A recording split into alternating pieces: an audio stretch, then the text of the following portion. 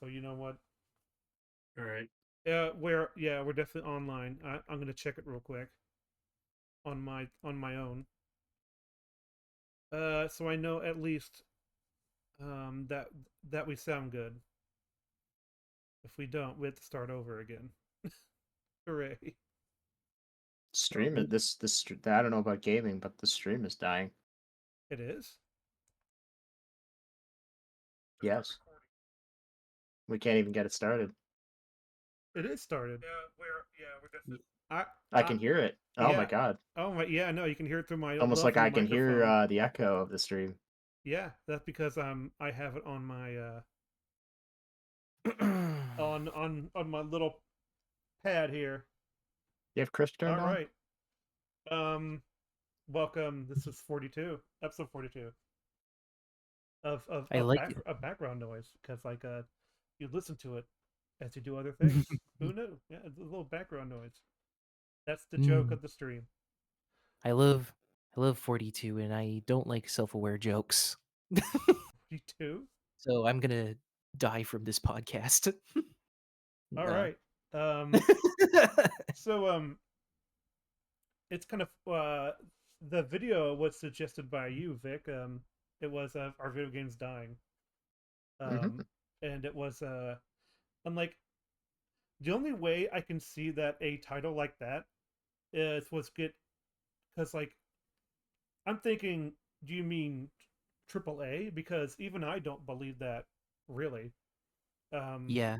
If you're talking about the soul of video games, I'm like, maybe you have an argument because the soul of definitely like video games, like they're not made for gameplay centric sort of things. It's more like, how can we sell you something after the sale, or like with the least amount of effort for the gamers part, so we can get good reviews by the journalistic like crowd, or story centric, or like with quote unquote woke stuff. You know, it's like, are we doing it to please a small percentage or a greater percentage of the gaming population? Like stuff like that. Yeah. But But I don't know. But I definitely want to get started right away because this is a long one. I want yeah, this question 53 answered. 53 minutes. Hooray! I don't know if we're going to get through all of this today. So I hope we can. yeah, I hope we can. But So yeah. I will take it to the minutes. Oh no, I gotta. You know what? Never mind that. We're gonna. Well, time to full screen this. Full screen. Gaming is dying, not in sales or in popularity, but in value. There are four things that are eating But in value, from huh? the inside out. Games like Jedi Survivor, Halo Infinite, Cyberpunk, and the Call of Duty franchise are examples of all of these issues. Not all of this, Oh, though, what the is hell? caused by Okay. What? Okay, so Okay. What's Nice. going on? what time are you guys on? I'm on 17 seconds. Yeah, Okay, same. okay. So it is okay. It was kind of lagging for me, and it kind of repeated itself a few times before going on your guys' time. Hey, it's not I mean, I don't have it on the speaker, so yeah. All he said is a couple of AAA games are examples of the value of games dropping, which okay. Yeah, The not in value, sales. their What's value. It's like, so what does that mean by value? I wonder, because that could I'm mean sure anything. I get hope into it. yeah, I hope he elaborates further. publishers that many of us hate, like Ubisoft or Is he really soft spoken, or can I not hear him that well? He's pretty I can soft hear him. spoken. I mean, But yeah, Turn up the volume on your watch together, maybe. Yeah, it's that's all the probably way Or up. It's all the way up. check your PC's volume mixer. well, mine was halfway, so I'm turning it up. Well, I'll just turn Mine up was less than half, I'm so on my headphones, and there's 3A. However, they definitely indulge into at least one of these things and do so painfully. We have games such as Call of Duty Cold War, Forspoken, Pokemon Scarlet and Violet, and Overwatch 2. These are all Oh modern god, day don't get examples. me started on Overwatch 2. Fucking hell. So I'm assuming like again, I'm starting to paint a picture of value of like these games are decreasing in value because they're sort of the same things over and over again. They're not really innovating. They're kind of just stagnant. Well, we have no idea. He's kind of just setting stage. Like, here are a bunch of games that I'm going to talk about to make my point. Oh, of course, I'm trying to get a grasp of what he could be, what he could be doing. And It's hold Yeah. on, really I'm gonna turn you down a little bit. okay. Uh, No, it's fine. Let's find out. it's really funny how when it comes to Overwatch 2, anytime I'm with a chat with anybody and I talk about this game, I have to be that guy where I was like, I was there.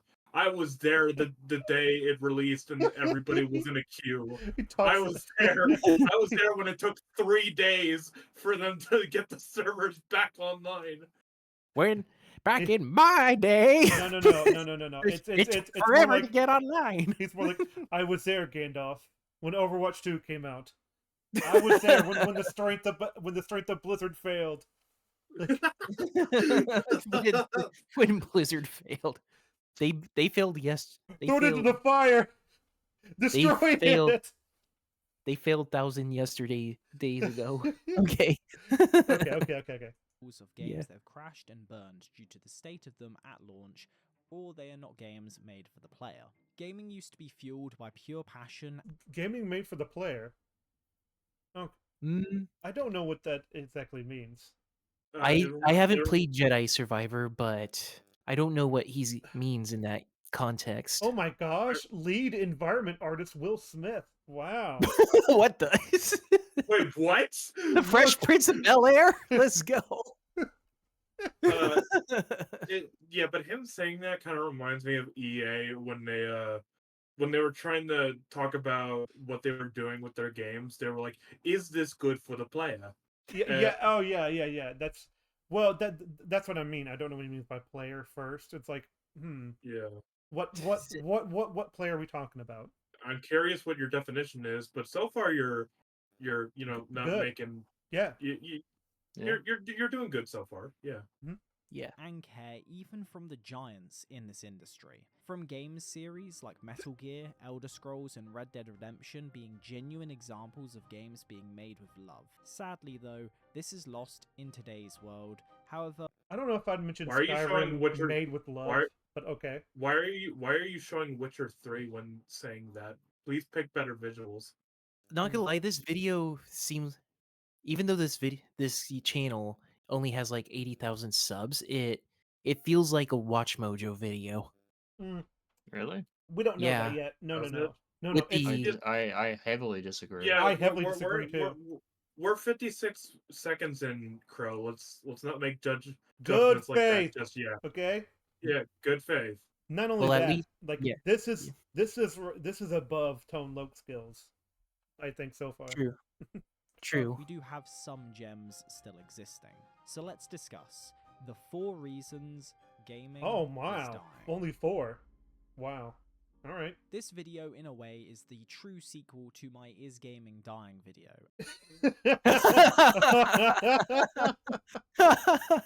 All right, we get it. Is Okay. ga- Sure. is Hey, congrats to you. Over a follow-up million video. views. is Yeah, gaming over a dying, million or we views. entering a new age? Is gaming dying, or did we grow up? No, gaming is not dying, and there's plenty of games out there that even adults can enjoy to this day. I sort of like is game dying?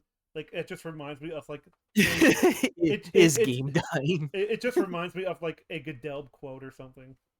Like I don't know. It But does is game dying? Yeah. And bringing to light the topics that we all know are damaging games in general. In that video, I discussed how I was feeling at the time when it came to the world of games. I don't know if you should say that. Because like if we all know, then why are you making a video? But yeah, I understand what he's saying though. It's like Yeah. we all kind of like intuitively understand, but like to put it into words, I think would be different. Yeah. games, and how I felt based off the most recent examples of games being released. I spoke about how I loved gaming when I was younger, and that a part of this issue might be down to us growing up, which is an idea that I've expanded on in my Is Gaming Art video. Within that video, Is gaming art? Well, yes, it is. Video Yeah. over. Yeah. But like, Yeah. but it's kind of funny. I'm like, where I played video games almost my whole life, and it's like, I I I don't have these rose tinted glasses when it comes to some games. Like, there are some crap games from my childhood, and those games weren't good because they just weren't. It wasn't Yeah. because of it's because they had something inherently wrong with them from a Yeah. game focused place. It's not from a narrative. It's not from choices. It's not from like anything involving schemes with money. Like, so this is a completely different era. Yeah. I came to the conclusion that with growing up, I started to become more cynical and think more in depth towards the small details, which in comparison to when I was a kid playing something like Animal Crossing City Folk, Minecraft, or Metal Gear Sons of Liberty, which are all games that definitely have flaws within them, especially based off the modern day standard of games, but a lot of us become way more unhappy with nowadays than we were when we were a kid. One of the big ones today is that games have Well, wouldn't it be because like you said it yourself? You have a you're growing up and therefore able to think more critically. Yeah. So yeah, it's it's a I mean, if you didn't, I mean, well, I would be concerned. I would be concerned. to be 60 FPS, which I think is an insane concept to have for every game out there. No, That's an insane concept. that's not an insane concept. 60 I should mean, you're six. talking about modern games. I mean, why is that an Yeah, insane concept? that's not insane. That should be the base level of every game Okay. now. Like, Yeah, no. If people were trying to say like every game needs to be like 240 frames per second now, no, okay, I then mean, it'd be fair. unless you're talking Because about that's unless you're talking about Nintendo games, which could always conform to the low Nintendo standard, then whatever. I mean, it should be 60. yeah. I think 60 should definitely be the standard. it's it's always But kind of the funny. stability. This didn't used to be a thing in the early days. Like well, almost every NES and Super NES game ran at like high frame rates We're because getting like we're Yeah. getting to the point now where even saying 60 is dating you. Like, it is. Yeah. I mean, we're at a point where your average person who plays games on a PC can almost definitely run games in 60 FPS. Depending on the game, yes, because my PC can't run Elden Ring, but it can run Deep Rock just fine. It can run Yeah, like well, you know, that it's like different optimizations, of course. well, you're actually a good example of like what I'd say is like the average PC gamer because you don't Mhm. have like a souped up PC. No, I don't. You're just You're, you just have an average PC. Yep, So I can run yeah. Halo in like anniversary graphics now at 60. So hmm I wanted to ask like how would you feel if people were trying to raise the standard up to an insane amount like 300 frames per second to whoa, become calm the down. standard? I don't think that would become the standard because the standard is something that has to be able to be achieved by a majority of people. And Yeah. that would also have to be sustained in order for it to become the standard. Yeah. And I'm sure a way higher frame rate than 60 frames per second looks really really good and everything, but still do we even need that? That's not about need. Do we really need faster internet? Do we really need faster loading times? Yes. Mm, Yes. The yes. answer is yeah. The answer is yes. Technology is always Advancing. progressing, and Yeah. we always want things to be better. So it's only hard to imagine what like 120, 300 FPS looks like if you don't have a monitor that can actually refresh fast enough to show it. But That's once you also true. do, then Yeah. you can't unsee it. It's the exact same thing that happened to anyone who switched from 30 to 60, and they go back to Oh 30 yeah. and they're like, "Why do I feel like such a sluggish idiot and why do I suck at these games?" You don't. Your eyes have adjusted. It's Okay. it's the I re- Yeah, it's kind of funny. I was playing Dark Souls 3 on my PS4, and then I switched to a Pro. And I sold my old one, and I was like, huh.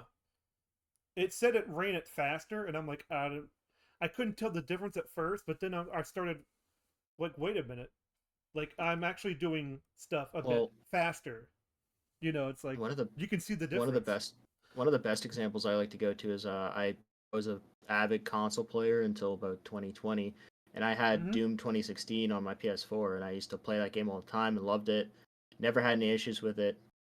Then I played it on the PC with mouse and keyboard, and it blew my fucking mind how Yeah. awesome that game is when you can actually react like within a like tenth of a second Mm-hmm. to Yeah, everything, and it just yeah. got better. We'll Dude, say the recent Unleashed. Never mind, it's not relevant. Go ahead, Frago. uh, I I I grew up in the age of the Wii and stuff like that, and yet so, somehow a Super Nintendo game was still able to blow my mind with what it could do. Like when I was playing the final boss of Yoshi's Island and I saw big baby Bowser, I was like, "Holy shit, this is amazing! This is incredible!" And then Yeah. I would play like is it Gladius or Gradius? I think it's Gradius. Mm-hmm. Uh, Yeah. Gradius 2, first boss was like this weird sandworm thing. It's just seeing stuff like that on the Super Nintendo can still impress a kid, even if they grow up in an age of like better graphics and better visuals and stuff like that. Mm-hmm. Yeah, no. It, I even the Minish Cap had a lot of dude. like amazing like feats. Like there were plenty of parts in that game that make you think, is this actually a Game Boy game? Well, the thing is though, is that like people, it might have Super Nintendo graphics, but the Game Boy Advance is a 32-bit system. So, Mm, yeah. Uh, anyways, I Hmm. want to oh, continue. okay, all right. Hmm. With only indie titles being some of the games that are able to get away with this, even if new games from big publishers have massively ambitious scopes and great concepts, with ideas that are absolutely amazing. However, because it's not 60 FPS, people start to stir up a fuss just before launch and complain about it all day. Whereas They're I right feel Hold like on. that. to I feel like complain. that's. Like, Okay, continue. I feel like The- it's context. I feel like that's context dependent. Like if Hold on. it's like if Can you're we?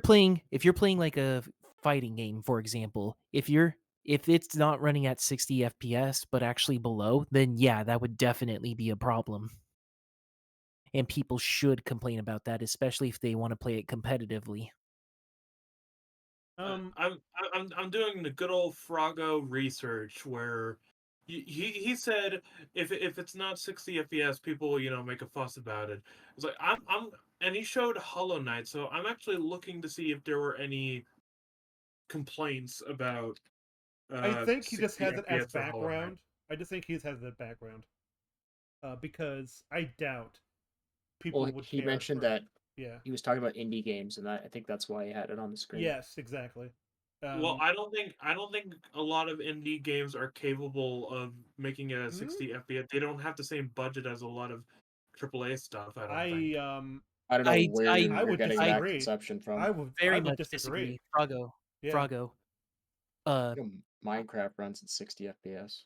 yes, and not to mention I used to experiment with Unity a little bit when I wanted to try out game design, and even then the game ran at 60 frames per second. Okay, that's my bad. I'm sorry. No, it's You're fine. fine. It's kind of funny because like I remember Cuphead working at like 60 when it came out. It's Yeah, and Freedom Planet 1, I just played the demo recently. That game is definitely a smaller budget title for sure, and that game runs at 60 well, as well. actually, it's kind of funny. The less resources you have to put on screen, the better it will run, like In fact, in frames, that's usually what developers will cite. They'll be like, "Oh, well, we want to make the graphics as good as possible, so we have to lower put it frames. at 30 FPS, and now Yeah. magically they can do it at 60." We actually planted dirt in the motion capture room so that we could perfectly replicate the dirt that is in the game. It's it well, it's just so interesting. It's like for some reason, a game that has to be in 30 FPS on a console just happens to run at more than 60 on a PC. Yeah. It's bullshit. Well, I well, it has been said that like whenever these guys want to work on a game, it's like, by the way, you have to do a console port, and then that drags them down because they have to make sure that it runs on a console too, which they could have had all their energy and resources to do it just on one platform. Like, it kind of it does hinder them. Oh yeah, Froggo. To add on to that frame rate point, Oh no, Five Nights at Freddy's 1 runs at 60 on my computer. it should. does. It should. It does, yeah. And It it's should. point and click. I could have Yeah. sworn that game ran at a lower frame rate. Okay. It definitely does run at a lower frame rate, but it also runs at a higher frame rate. Yeah. It's probably because my computer it came out years after FNAF 1. So Nah, Anywho, I doubt it. Whereas Yeah. when we were kids, we didn't care about the quality of the image or how many frames a second a game was running at. Outside Well, That's not true. oh, hold Not on, true. hold on. I'm gonna quote Red Letter Media. You might not have known, but your brain did. Like, Yeah, because When a game lagged, I noticed. that's yeah, because I don't get remember RLM, please. I remember the days of playing Gradius. I remember the days of playing Gradius 2, and there would be moments where I would be moving my ship, and then suddenly the whole game like lagged, like the frame dropped significantly, and it was like, oh my god! But it would only happen for a few seconds, so it didn't bother me, and I got used to it. But I noticed that as a kid, so. Yeah, no, you can notice very clear issues with a game even as a kid. And you don't really get to say like, "Oh, we didn't care about it." You may not have, well, but plenty yeah. of people have. Oh, I absolutely. remember playing Well, I remember playing plenty of terrible games as a kid. So if he had just said, well, we had a higher tolerance for frame rate drops, then I would agree because, Yes. when you're a kid, you're playing a game and it's new and you don't have that much experience and you can kind of ignore certain things that as an adult you just can't help but see because you've had more experience playing games. You're like, "Oh, I know how games are supposed to run when they run normally and this is not it." I Yeah. remember I was I before the Dark Souls remastered came out, I got the Prepare to Die edition for my PS3, and I didn't know it at the time, but like if you went into the Blighttown area, it would slow down to 10 frames per second. It was very Dang. noticeable. Like, so it's what I guess what he's saying is like if I had to do a good faith interpretation, it would be like if you wouldn't notice if it went to 30 to 28 sometimes. Like, sure you wouldn't. But I think of the. maybe. Oh, go ahead. But it's yeah, go ahead. Oh, okay. Mhm. I'm pretty sure that if a kid is playing a game like Sonic Frontiers and they're like running around the map, and then suddenly all of the structures and the floating islands and the stuff that are all over the map pop in right in front of the player, the kid is gonna get annoyed by that pretty quickly. yeah, Uh, no, He definitely. can, yeah. It's because it's apparent. Like, but like again, it's like I wonder if he's talking about not apparent stuff. It's like sure, you may not notice that, but there's a way you could tell that without being condescending. Yeah. of this, I touched on the topic that I'll be discussing and expanding on within this video. I don't think that I'm being too cynical of the space, or need to disconnect myself from the games and That need to just GTA? stop caring about them, Yeah. which is what Yes. a lot of people Okay. told me to do. So all of this comes from a place of love. I'm simply someone who has got to a point where I'm no longer happy with the modern day state of games, and more in particular, AAA titles. But I won't make you walk away Yep, from this there it is. Sure. AAA titles. All right. I mean, I'm not Alright. happy with most I can AAA agree with titles that. anyway, but there's more AAA titles than just the Western industry. So you Yeah. have to make sure you know about that too. Just look at Monster Hunter Wilds. That game is going crazy successful right now. And it's still in beta, isn't it? No, it's No, fully released. it's Okay. out. It's out. Okay, I just okay, that's fair. I didn't know. That's That's a lot of okays, Falco. Please don't hurt me. I Anyway. will. This video with pure disappointment for the future, as that is not what I think. So sit down, grab a cup of tea and some biscuits. And I mean proper Elden Ring. biscuits, not scones that you guys have over in the US. Hey, Fuck listen. you. Yeah, exactly. It's Screw like, you. Those are delicious. yeah, listen. Okay, you put gravy on those, and you're like, "What's a scone?" Which are actually cookies. This Stop video, being- this video has Listen. video has gone down to a 0 out of 10 for me. 0 out of 10. But it's kind of funny because they call flashlights torches, and like that's not a torch. You don't live in medieval times. All right, stop it.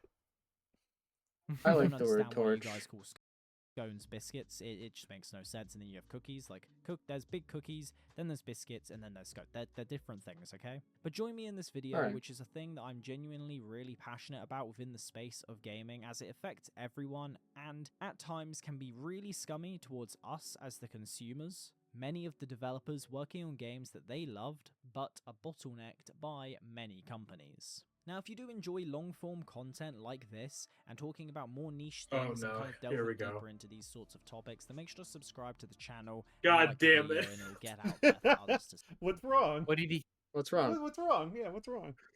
I fucking hate it when people do that. I understand doing it. Uh, I do mine at the very end. Like That's But- yeah. Yeah. I don't know. It's not a big deal. it's not a Yeah. big deal, but I know why. It's kind of like I'm starting to get the Watch Mojo vibe, but no, Really? sort of. I still don't get that, but I Hey just guys. Hey guys. Please subscribe to my channel. Yeah, sure. I'll subscribe That's- to mine too. That's yeah. Watch Mojo. it No, should no, it no, no, no, shouldn't no, it- no. That's not what I meant. It's more like the casual sort of like, please come on to subscribe to my channel. It's like, oh, like it shouldn't be Smash if, that like button. I it shouldn't wish. be if you like this then subscribe. It should be if you want to you can subscribe. It shouldn't be if you like this at any point you should subscribe. It's like that. I always found that to be fucking stupid. Okay. Well, I feel like that's the same. You're saying the same thing. Because if No, I want to it's subscribe, not then I quite like the same video. thing. There is a bit of nuance there. Okay, what's the nuance? I think Okay, because so- like you're telling them to subscribe because of their emotional connection to the product that they're watching. The other one is for like if example- you want. Like, Yeah, for example, it's like if you just tell somebody if you like this, you should subscribe. So it's not Yeah. really if I personally want to subscribe because of what I think about the content and how useful But- that content is for me. It's more so if I like it at any point, then I should subscribe. That Yeah, if you like the content, it means that you want to see more. And subscribing will help you do that. I'm not really seeing the point here. okay. Yeah, no. All right. I do. Okay, this is weird. Stop being weird, Froggo. You're weird. I don't like you. Goodbye. No, you're not weird, Froggo. I just don't understand what your point is. But I'm kidding. all right. All right. See. And if you want to see videos like this a week earlier from launch, then make sure to go check out my Patreon, where you'll get access to that and much more, such as a say in the future. Subscribe to my Patreon. It's free. Why does it say defeated This channel, Pope? behind the scenes. Defeated the Pope. You wanna play Destiny, yeah? Hey, That's are we a- sending? Are that's a we test. sending signals? Let's Yeah, yeah. continue. I on know. creating videos like this and active Q&As. And lastly, if you want to support any further and are in need of some new lovely wallets, then make sure to go check out minimaldesigns.com below, which is my company personally. So if you did want to and you wanted to create Oh, a there you similar go. This wallet, is personal Ooh. company. Wait, wow. that's his company? Are you fucking kidding me? That's a great spot. Honestly, that's a pretty good sponsor. I just replaced my wallet with that wallet just yesterday. What the fuck? Well, probably Wow. you could have gotten a deal on it. with with the keyword Gadelb, you too can get This a is- wallet. this is This is probably the most Froggo moment I've ever seen. Oh my god. Well, you must be really happy, Froggo. I mean, this guy. He's a very Is this very video good now? happy frog. A 10 out of Oh my 10. God. He's psychic. Oh man, the But the you should go wallets. check it out, as it is great quality. I'm absolutely in love with mine personally. But yeah, let's jump back into this Of video. course, it's yours. The Bedrock bedrock of of the the One of the issues that I video. have with gaming is the extreme greed that many companies have within the industry. From the likes of Bungie charging you 30 to 40 Yeah. pounds for this new DLC, that in a year's time they're going to make. Hold on.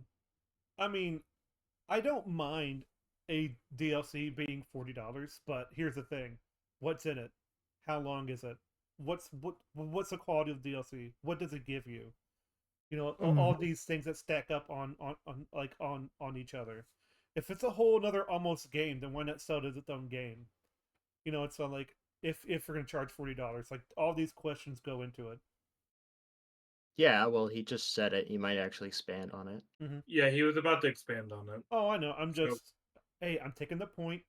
We're doing the EFAP thing where he could add on to it to make it better. All right. Oh no, no. Free anyway and then cut content from, all the way through to the likes of Activision, who are charging £70 for the new Call of Duty release and then ramming in microtransactions and battle passes on top of it. All of this is done because of greed and wanting everything out of you and bleeding you dry until eventually there is enough backlash to their product to go against this. An example. Yeah. Yeah, I absolutely do agree because you want something Yeah. after the sale. Listen, I don't like Jim Sterling, but he did say something that I agree with, which is they don't want the money, they want all the money. It's like, yeah, it's one of the most true things. Like it is somewhat of a corporate green move, but And even if they do want the money, there are better ways of trying to achieve that. oh, absolutely. And here's the thing: it's kind of like but the thing is, people are buying it. That's why they're making it. This is a customer to product problem. It's Yeah. I mean, there. It's not blaming the victim. Mhm. Just point out basic statistics that are easy to find, where people are buying all these fucking Mhm. microtransactions and extended DLCs. And I mean, if you look at how much money smartphone games make, Oh, why would I mean regular game developers are looking at those, and well, I say regular, that's not the right word, but other game developers are yeah. looking at that and just thinking like, well, fuck, there's a lot of money just out on the table. That they're not getting, and it's like, well, Yeah. that's not fair. Yep. Well, their games are a little bit like $1 or free, like depending upon the game. Yeah, And it's something like Valhalla or God of War Yeah, Ragnarok, that boy. DLC, like that free DLC, that's not something you see very often. Oh no! Like I remember when I played Shovel Knight, and then they came out with the Plague, stuff. I mean the Plague Knight campaign. I was like, oh great, how much are going to pay for that? Free. And But I'm like, oh, it's like, I can almost guarantee you, I can't, I don't have any definitive proof of this, but I can almost guarantee you that they released that DLC for free, probably because of how well the game sold. oh, It, partially that too. But I wonder if they're like talking to like also that canceled project of like making a mobile game that was going to be for God of War. Like, ugh, No, I that didn't would know have about been that. awful. Oh yeah, they were going to do it. Go ahead. And then well, it's not just a customer problem. It's also like that like 1% customer problem with people who are whales because they'll buy everything and like anything that comes out so they could have the coolest stuff or have the advantages first. Like Then you have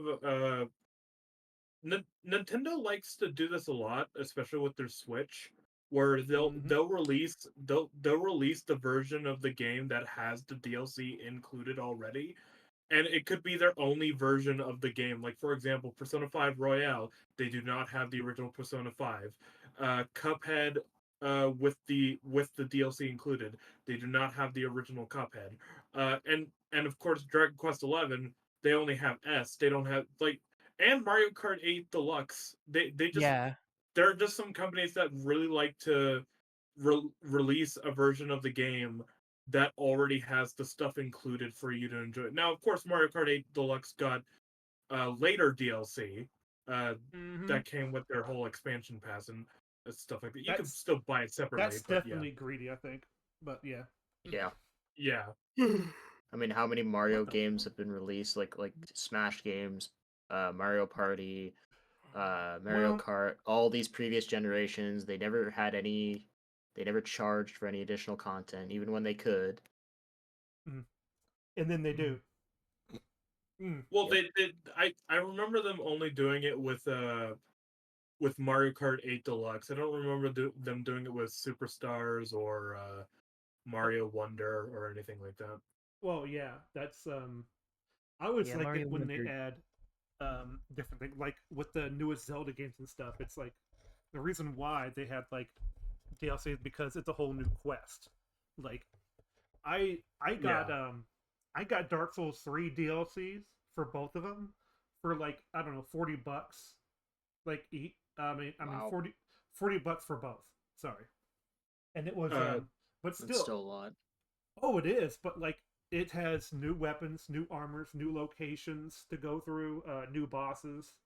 It's I like a whole new landscape.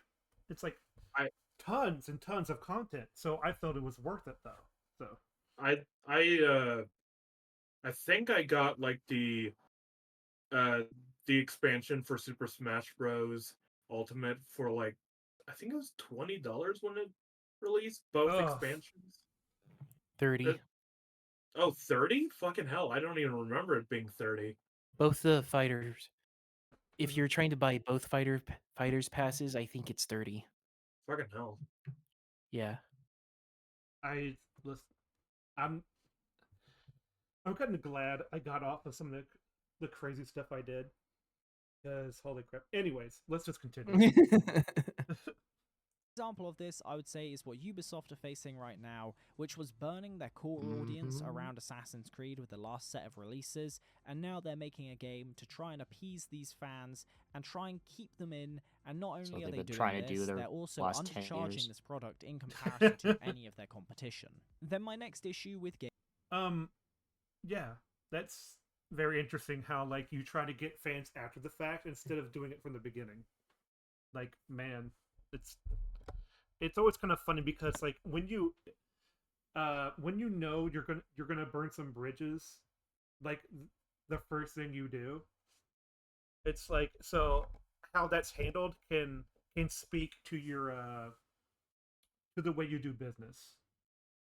Uh, because like I would assume that like people were excited for the new God of War, but then once they see the combat, they're like, why is it in third person? This looks stupid. But then it's like you still have like a sort of like I, re- respect for the old material. It's like, well, Mhm. maybe it won't be as bad as we think. Yeah. Sometimes games will go in a direction that seems like it's just following the current trends. Mm-hmm. But they manage to add their own spins on it, Flavor, yeah. or they stay true to the core gameplay of what that made that series great in the first place, and it still pays off pretty decently. To me, I always when Resident Evil 4 came out, it was a game changer of a sort. It's and I still think that inspired Dead Space. But Dead Space was its own thing completely. It, Hmm. I still like to be under the impression that Dead Space was partly influenced by Doom 3, but that's a whole conversation, so yeah, let's yeah, yeah.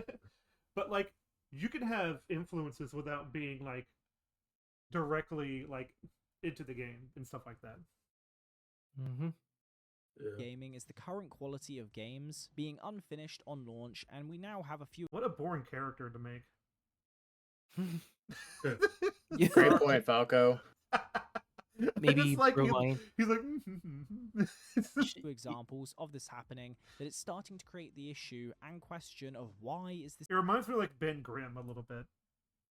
Falco, Alright. just becoming so rewind, common. please, so we Most can recent understand him. examples I'm of sorry. this are the likes of, and now they're making a game to try and appease these fans and try and keep them in. And not only are they doing this, they're also undercharging this product in comparison to any of their competition. Then my next issue with gaming is the current quality of games being unfinished on launch, and we now have a few examples of this happening that it's starting to create the issue and question of why is this becoming so common. Most recent examples of this are the likes of Spoken, Jedi Survivor, and Pokemon Arceus. Which doesn't mean all of these games So I don't Hold know. on. Like, Hold on. Okay. He was. So he's about to go into it. all right, Yeah. all right.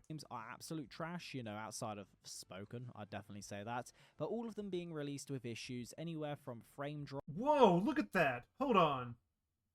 That's pretty cool. He's using a blaster No, and a lightsaber. No. It's just that the way he does it, his animations. Which doesn't mean all of these games are absolute Watch. trash, outside of Spoken. Oh, what I'd the definitely fuck? say that. Did he Look hit it? at I think he Released hit with him. issues anywhere from I think he hit him with the blaster, then he like force pulled it back. I That's just don't pretty know. cool. It's just, it feels like he's skating on ice. Like Wait, what? it's like he's doing the robot at the same time. It's like whoa. Alright. It does look unfinished. That looks unfinished for sure. But yeah, I mean, I would use like there was also like a bunch of examples for not like games not being finished before they came out. Like that's just commonplace, and it shouldn't be. Like I understand you like missing a few things and you have to patch it up, but now it's like the patch up is the full game, and that shouldn't be a thing. Like Tony Hawk's Pro Skater, was it 8? That didn't that has a patch that was bigger than the game itself. Like from frame drop, lack of overall content, just poor gameplay quality from the What in the world storyline, am I the voice looking at? acting to the world design, and it just becomes a bit much for the average consumer. Which has now got to a point where you're getting a lot of valid criticism towards games that shouldn't have been released this early on launch, and are being marketed to be, in a way, bigger and better than any of the previous AAA titles out there, when in reality, they could probably be maybe AA or even bordering indie level-esque of games. However, on the other end of valid criticism, you have extreme criticism, which is something I spoke about briefly a moment ago. This is an issue where maybe at large we're just being more critical, or it could be a big thing around everyone feeling as if their take matters. Which, I know, it's quite Oh. pretentious of me to be saying this as a guy who sat here asking you to watch a video that's probably more than 45 minutes long, but please stay with me here. There are plenty of videos out here where people are critiquing games and making very valid points, but many people will gain a full opinion on a game and maybe even consider never playing the game in the first place because their favorite creators say that it's not good because of some small issue of the game, or it could even be that there is genuine issues with the game, but you're never going to try it out, and overall you could actually genuinely love this thing. Hold Like if on. you can yeah. So Yeah. the only I- the only example I can think of is when what was it? I think it was Jim Sterling who didn't like he didn't like a game because like it called him Was it? it called like a chair a slur, and he's like, how dare you, that's a slur. 1 out of 10. Oh no, it was Hellblade, Senua's Sacrifice. There was a bug in his game that he couldn't finish the game. We just went from slur to a bug. No. Well, that's how inconsistent he is as a reviewer. So like Yeah. so no, there was a bug that he couldn't finish the game with, and so he gave it a 1 out of 10. Oh Like, yeah. he didn't even like, I don't know the context of that, but like, can't you just restart it and then do it again, and hopefully you go through that? It's like, Well, I don't understand why he's so focused on. I don't. Well, I'll see if he says that this is a bad thing necessarily, but Mhm. I don't know why you would focus on it as a bad thing to point out problems in a game and then have people of their own, of their own free will decide, well, I'm not going to buy that game because somebody told me about all these problems. Well, I kind of want him to show examples, because him saying, "Oh, because the creator said a small problem," is like, what small problem could you give me some examples without? Like, If you don't want to name the creators openly, then you could just tell me the criticism that they said, and like what if don't they even name them. Mhm. what if they were reviewing a remaster of an older game and they point out that the remaster has plenty of problems, like, I don't know, say like bad lighting, a worse frame rate, bugs and all that? Obviously that's going to put some people off, and if they're informed of that, they're Rightfully like, so. okay, yeah, Yeah. no, I don't want to deal with this. That's not people being cynical or anything, or not even thinking for themselves. If anything, it actually is thinking for themselves. They're just trying to make a more informed decision before they actually buy it. It's not a difficult concept. Um, yeah, and I'm gonna go off of what Vic was saying, because like it's okay that they have a informed decision by someone they trust and saying it's bad. That means that like they're doing their job. It's Yeah. I don't understand why it's like negative. It's almost like negativity is always a bad thing. Like we don't use it in some way to improve ourselves in any way. What exactly is a review for? It's to point out the If not that. positives. It's to point out the positives and negatives in something. Like it's to look at it through details and be objective as possible. Yeah. Consider what a lot of us love when we were younger. A lot of those games have flaws. I'm someone who loves Skyrim, I'm very open about it. However, I'm very aware there is flaws to the game. A perfect example. Yes. That says Yeah. nothing. I'm sorry, but like it has flaws. I'm like, really? So much so that like people can't Yeah, play it without I mean, mods? yeah, Wow. there are games that I still like playing, and I'm like, well, I realized as I got older that there were flaws with the game, and didn't Yeah, matter to me. Like, Like it, like of course. yeah. Like Doom 3 is one of my favorite Doom games. I think it's like my second or third favorite Doom game, but I admit that game has a lot of problems. yeah, it does have a Mhm. lot of problems. but Yep. what I mean is like it having problems. Like yeah, most things do. What do you mean by that exactly? Example of this was Jedi Survivor, which yes, should have had a couple of extra weeks, all the way through to maybe even an extra That does look like extremely choppy. Like the more I look at it, the more I'm I like, mean, we're also wow. watching it on Discord. Well, Yeah. no, we're watching it on a Oh, I mean, sorry, watch together. watching it, but nah, this is way too unfluid. Like, I was watching the Unfluid. yeah, it's like it's almost like for each frame there's a movement, and I'm like but like I was watching the Skyrim one and the other one, and I was like, that looks fine. Well, you could clearly, I mean, the obvious one. I don't know if you guys are looking at the same frame as me, but like his lightsaber just disappeared into his torso, and now it's below Oh, his torso. I think that's the other guy's lightsaber. Yeah. Is it? I thought he Yes. was holding a double blade. It was the other guy No, holding no, one? he's holding a double blade. The guy on the So floor is the one that has it in his chest. Or there's a whatever. guy on the floor? Yes. There's a guy right behind him. He has a health bar. It's No, Alright, there's no. Okay, just just play it. just play it. to Just back it polish up. off, but Yeah, see, it was his. yeah. That's when I had whatever. a couple of extra weeks, all the way through to maybe even an extra month to polish off. But Yeah, the you were amount of saying? people who are trying to rip into this game and trying to make it as if it was completely awful, when in fact the game is really great, but because it had FPS issues that were unsustainable, it made it Whoa, That were Unsustainable. Hold on. You know? Whoa. I've seen many clips on Jedi Survivor's many glitches when it first released. It's just kind of funny how like it's unsustainable. It's like, well, then they shouldn't be doing that. Then should they? They shouldn't be. They shouldn't be making promises they can't keep. Yeah. Like, Yeah. what the heck, man? Well, Unsustainable. That's what I don't testing get is it. for. Like, Why is it unsustainable? Yeah, that's like it was programmed a certain way. It's not don't try and say well they just they threw up their hands and they said well we just can't do it. it's like even though they're taking on the task to do it. But Like, then like another game of similar graphical quality will come out that does run in 60 and then yeah. how do they do Mm-hmm. it? Like Probably sacrificing something so they can get better frames. Hmm. I hate it when people have their own genuine criticisms and all the stuff that they're listing off, and then people like this guy go like, no, they're only saying it because of this one thing. It's just like bullshit. But like, Actually so listen and watch what people are saying and showing, and then you can give off that criticism if it's true. well, that sort of criticism has different gauges for like how can I say it? Like different levels of criticism for how bad it is. Like it's I don't think he's reducing mhm. other people making like multiple points.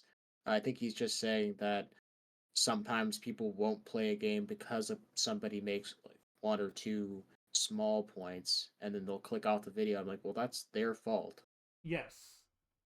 at that point. Oh, It's their I choice. know. I'm sorry, but like there's degrees of criticism is what I mean. Because like not all criticism is the same. If I said it glitched out this one time, that doesn't bother me. But if you said it glitches out all the time, that's different. That's a gauge. Yeah, That's a yeah, bar. no. You know. Performance issues are a thing. Like, yeah, glitches. Yeah, I don't know where I was going. Yeah, yeah. No, it's Well, fine. I get it. that's that's why it's also important to establish when you're reviewing something like what console you played it on or what your PC specs are to give people a measure of like, well, this is my experience on this particular set of settings. So, Hmm. it's like, oh, well, and if you mention stuff like, well, the game kept crashing or the game crashed once or twice, well, it's handy to remember that like, well, if he's playing it on a, PS3, then perhaps that might happen more if Mm-hmm. instead of playing it on a modern PC. Go get a Yeah. consensus. Like, is this something Mhm. that happens all the time, or not at all, or because Yeah, like because it could be just you. Like you don't know. You could be the odd one out. yeah. So anyway, let's continue. Small issues, it ends up making a lot of people feel as if they just shouldn't play the game in the first place. And lastly, one of the biggest issues that I have. I just want to. Yeah. Oh, hold on for a second because I wonder like what is a small issue because he said that frame droppings is not a big issue. Like Oh, it can that's be. Like that's going to be down to you.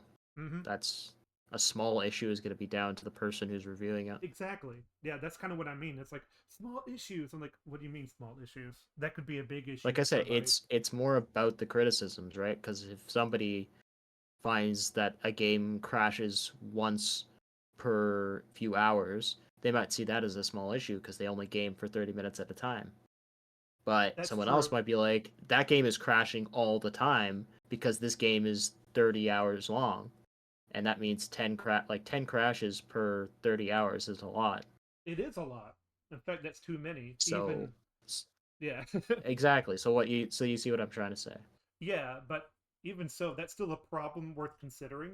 Even if you do it 30 minutes, like so. Well, yeah, that's well, of course it's a problem worth considering. That's not my Mm, point. My point is okay, that yeah. someone who plays it for 30 minutes might not consider it a big issue. They might just say, "Oh, it's a small issue." But the one thing you can't art, the one thing that you couldn't argue would be like, well, it is an issue. Like, Yes.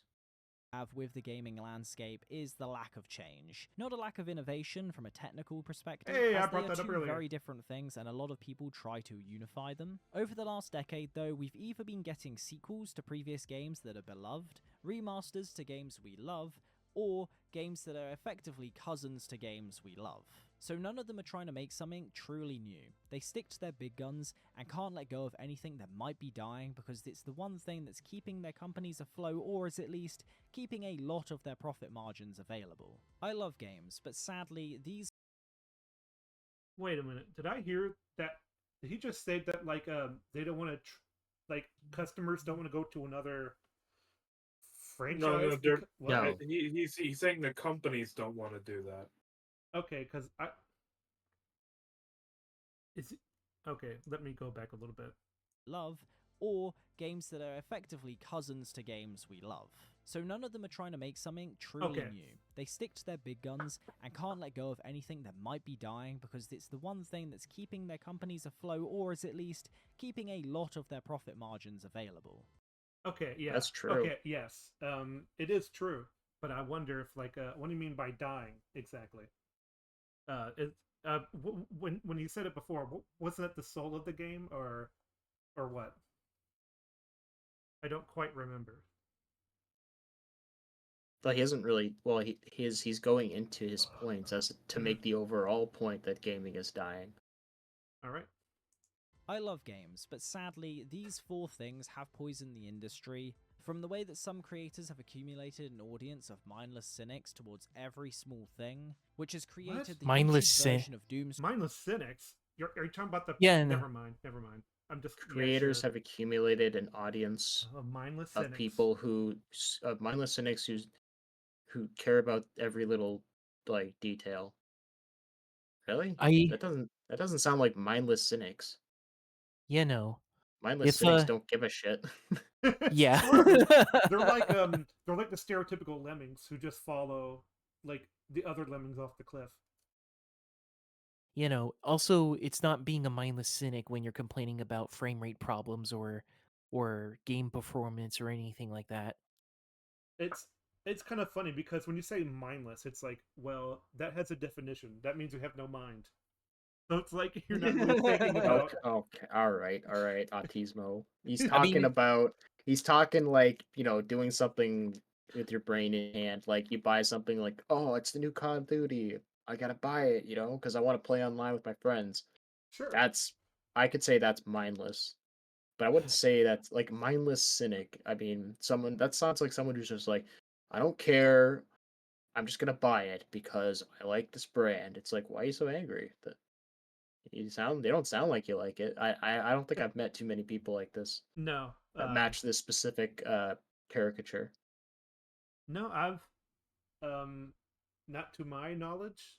In fact, when I hear people complaining about it, it's like it's the people who were like sworn off to it. scrolling to the lack of care of giants in the industry and destroying the franchises that we once loved. So let's talk about these issues, and also I'm going to be discussing some of the great examples of pieces of media that we've been getting within the gaming world that are fighting against this poison. greed.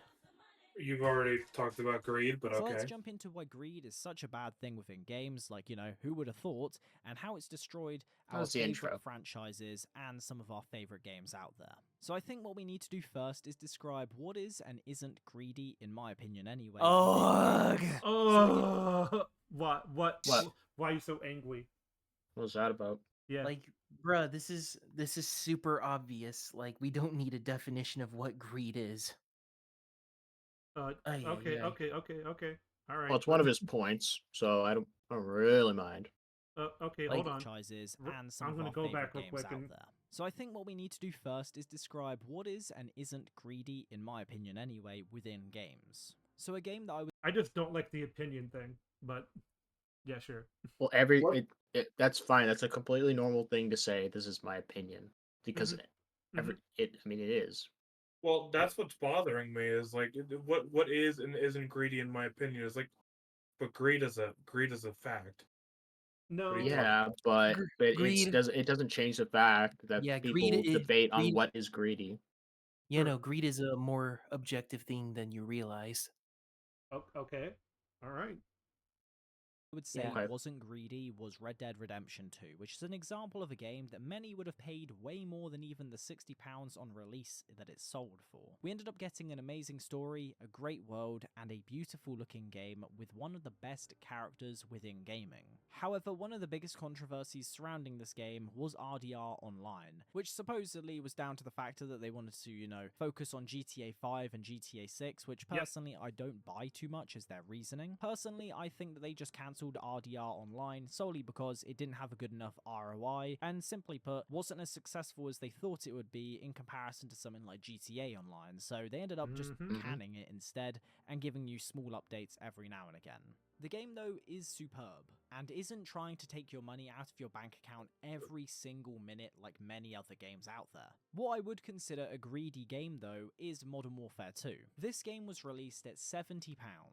Now obviously they don't walk away with all of that money, and they need to find a way of getting the maintenance costs in there for the servers. However, for this game to be made in the first place, it cost them $250 million, and they Oh made my within the gosh. 250. Well, Seriously? this doesn't surprise me at all. Like, I know it's not surprising, but still. oh yeah, they spend more money than Hollywood. Like, Ugh. Cringe. Cringe. More cringe cringe. Activisions. Yeah, I know. Cringe. It's like Just- just you have to get by it, but it's like, well, they have this budget and they have to make that budget back. It's like, okay, can they Yeah. do that? Can they realistically do that? Also, think- Falco, Yep. Zeddy said that Sky moved the movie night to tomorrow, so Okay. he wants to know. He wants to Right, know. that's something you should probably bring up after the background noise, man. Yeah, That's for yeah. the No, DMs. wait, I wasn't. Let me finish. Jeez. Okay, Jesus. All right. Ay, ay, That's ay. fine. I was gonna say Zeddy also wanted to join, so that's why I said that. Oh. Okay. Yes, he wants to join the background noise call. Ah, okay. Uh. Mm, Mr. Sad. I.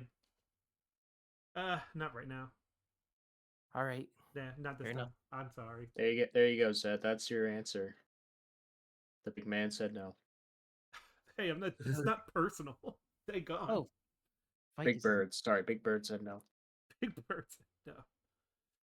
in the first 3 days of launch, 800 million. So they made back way more than Ow. they spent on this game anyway, and they I would. This is a bit of a nitpick, but like, I would love to know where you got those numbers from. But it's fine. I will take your word on it.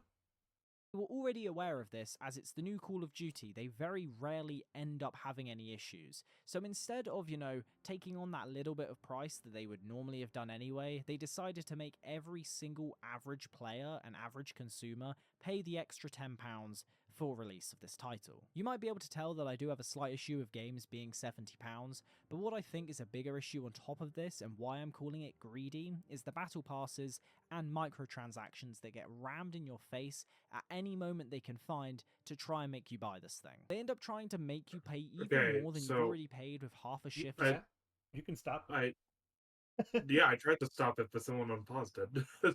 Oh, sorry. Anyways, I was going to say, is this his footage? The reason I ask is because this man is talking about this game being very greedy and shoving in the battle passes, all that in your face. At the same time, this guy has a golden gun. So Okay. who's indulging in that greed? Well, maybe Uh, not him. Yeah, because like, There's unless, no reason to think this is his footage. well, then you should source it at least, somewhere. Well, Does maybe he- he asked the creator before he used it. Does he sort? Maybe We're but, transforming this though. Absolutely. Yeah. Yeah, Um, I guess it's probably not his footage, but that's why I asked in the first place. Well, it is sort of like, well, when you use someone else's footage, you should at least put like a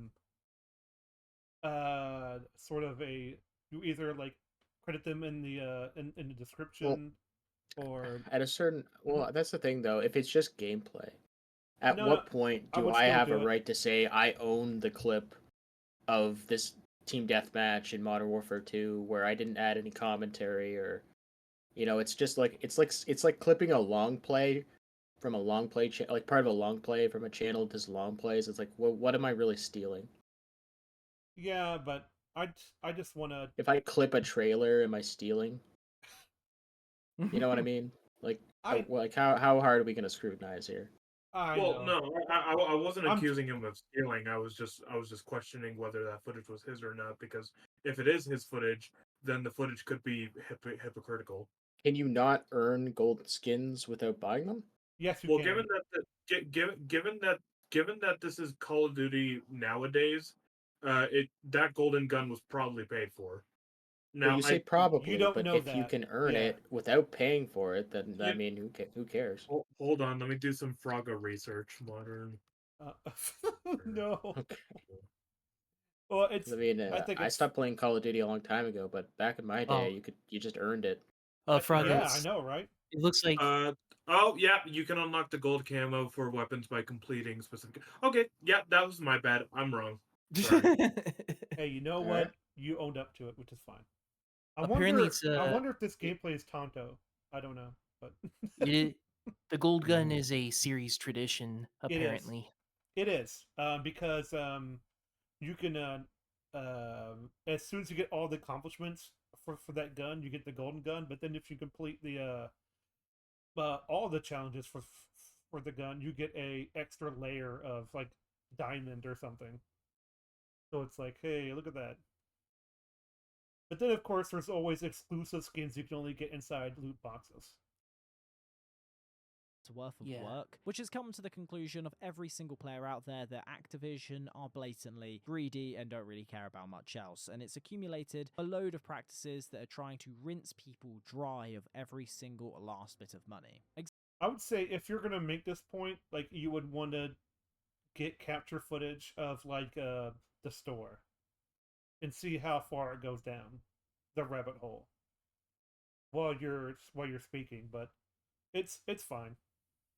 Examples of greedy games, in my opinion, are the likes of just generally the more recent Call of Duties, Halo Infinite, Assassin's Creed Valhalla, and Overwatch 2. You might see all of those examples are from the realm of AAA developers, and that is because these issues are way more prominent within this realm and have way more limelight on them. However, also simply put, most indie titles pretty much cannot get away with charging £70 for their game. It's as simple as that. Those sorts of titles can't get away with it because they don't have the mass marketing to do so in the first place. Let me expand on all of these for you. Call of Duty is already one that Right, kind of but did What? right, but did Gollum deserve to be at full price?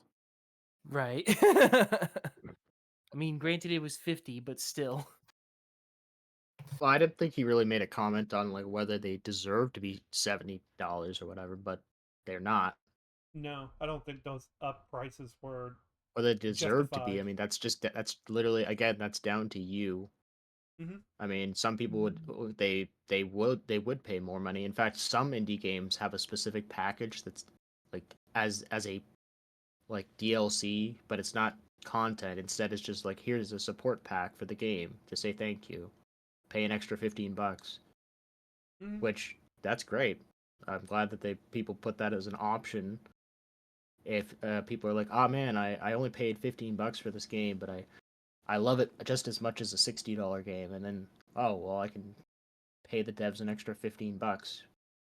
Yeah, and then you get like something extra inside the game that doesn't necessarily change gameplay. Or It just changes the appearance of something. or when they add the soundtrack as an optional thing you can buy. That too. I mean, Yep. that's another way to support indie games. Yep. It happens all the time on Steam. They know they know that it's really easy these days for people to get the soundtrack of a game if they really want to, but that's yet another way you have the option to support the dev. Mm-hmm. Uh, it's just that I've never seen I've never seen a full price of an indie game go up to like $60 or $70. Like, Also, I just want to say, so far, I get his points. I understand his points, but at the same time, I'm thinking that he didn't really need to define what was a greedy game and what wasn't, because I feel like it was plainly obvious. Of That's just like, exactly what I was saying earlier. yeah, Well, that yeah, I'm agreeing with Crow on this one. It seems is redundant the right word? I no, no, don't no, know, no. but It's Reductive. I guess, well, but you said obvious, and I'm like, well, I mean, it might be obvious to us, but that's one of his 4 points.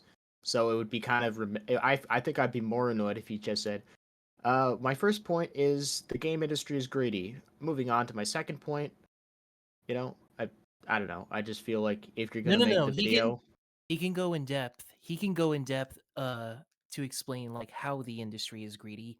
He just didn't need to I don't know, make that weird definition of what well, is he's and isn't a greedy game.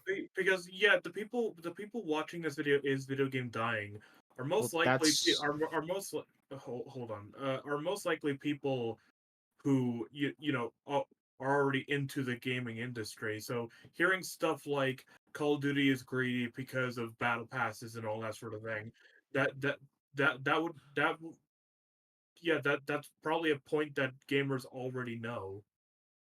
The thing about Maybe maybe well, greedy oh, because mhm. maybe greedy and corrupt because of bad business practices within the workspace, such as Ubisoft, or Yeah, well, that's or why I think. how about how Ubisoft literally pulled the Crew 2 off of people's Ubisoft store libraries.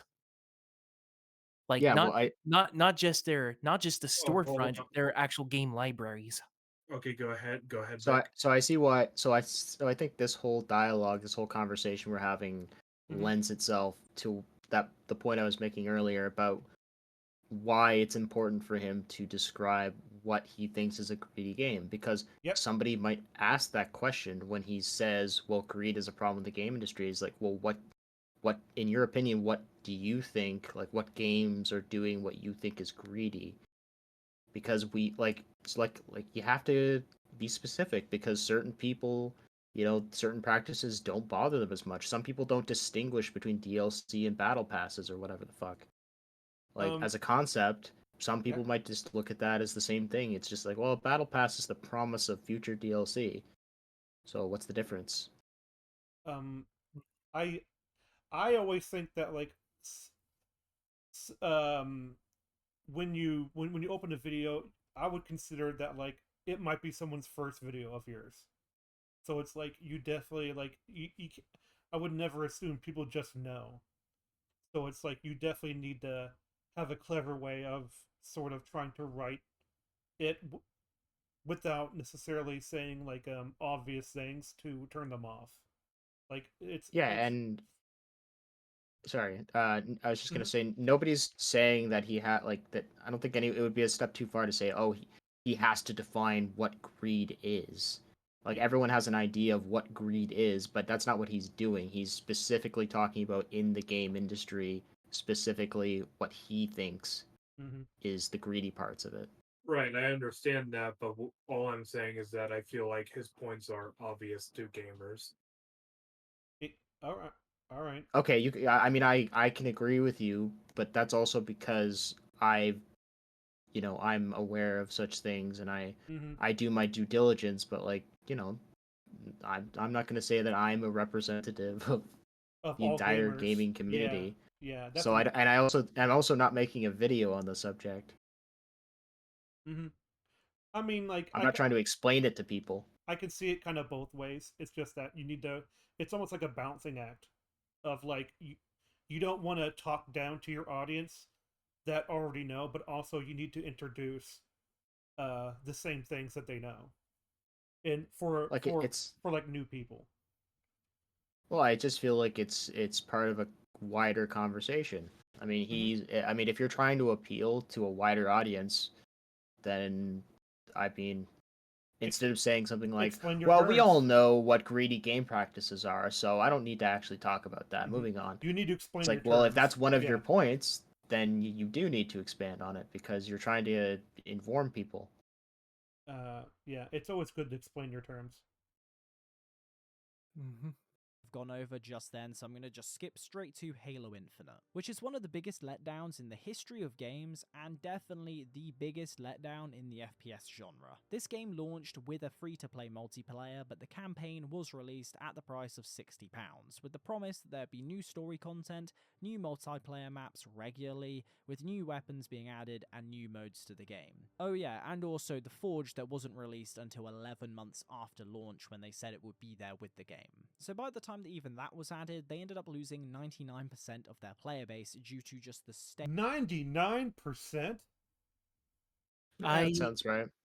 It let me sounds look at right, Steam but TV. like 99. I'm skeptical. Let's If see. he would have said like 70, I'm like, okay, that sounds about right. But 99?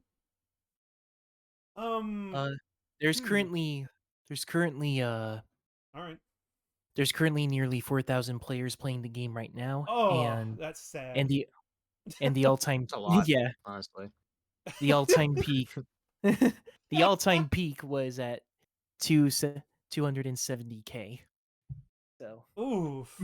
Yeah, I mean, all right. Let's do a it quick bit of math here. apparently it's severely dropped off like at That's the end more. Yeah, that's at the about right. beginning. Yeah. It severely dropped off at the beginning of 2022. So right now, roughly speaking, about 2% of that original base is playing the game. So Oh, yeah. because Yeah, He's right. 1% of that is around 2,800 players. here Falco, here's what it looks like. Oh, well, hold on. I have to go to my It- Discord. There's a big drop. Oh, there it is. VC. Let me see. Oh, look at that drop. Yep. That is a flat line right there. Oh, absolutely. That is death. Yeah. Oh, I guess Frog was on the loose. All right.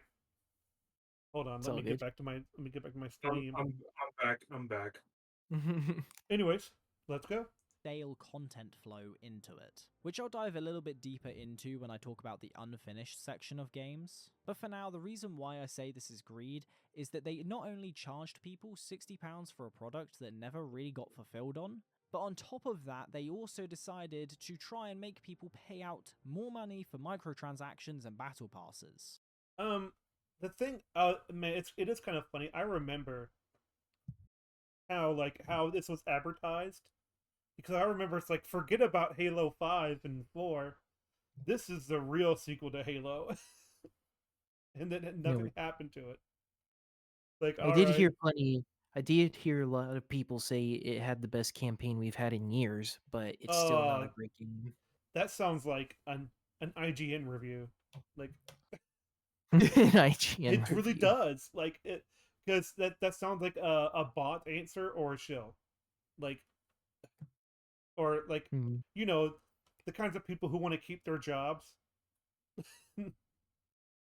uh, So not only did they shill to you buying a game that wasn't fully fulfilled on the extra content, or even having the game in the first place that was where it should be, they chose to, on top of that, strip back Halo's customization option. I just don't understand how like a Halo ring exists when they're all supposedly like weren't they all destroyed into 3? Isn't this Halo 1? No, this is Infinite. Yeah, no. Oh Yeah. shit, you're right. Oh fuck it, my brain timed out there. It's fine. For some reason, I thought this was the remaster of Halo 1. I'm Oh like, what no. the fuck? This This Dude, looks is No. what a way fucking better. This what a looks fucking way better remaster. than I remember. yeah, like whoa, this looks great. Yeah, the Halo remaster hasn't aged very well, but it definitely isn't. I mean, its graphics are better than the original, but Oh, yeah, Some but people, you some Halo you know fans disagree there. oh, I I know your love the opinion on original this, Falco. graphics. Yeah, I love the original graphics. Like I also really love the original graphics of Halo. I'm just being like technical. I of course. Yeah, yeah. Yeah, But nothing beats anniversary graphics of 2. Nothing will. Like well, the anniversary graphics of Halo 1 actually has a bug. It Yes. which is very distracting because I remember playing through the Master Chief Collection, and I was playing on Halo 1, and I would switch between the graphics sometimes just to see how they differ and all that.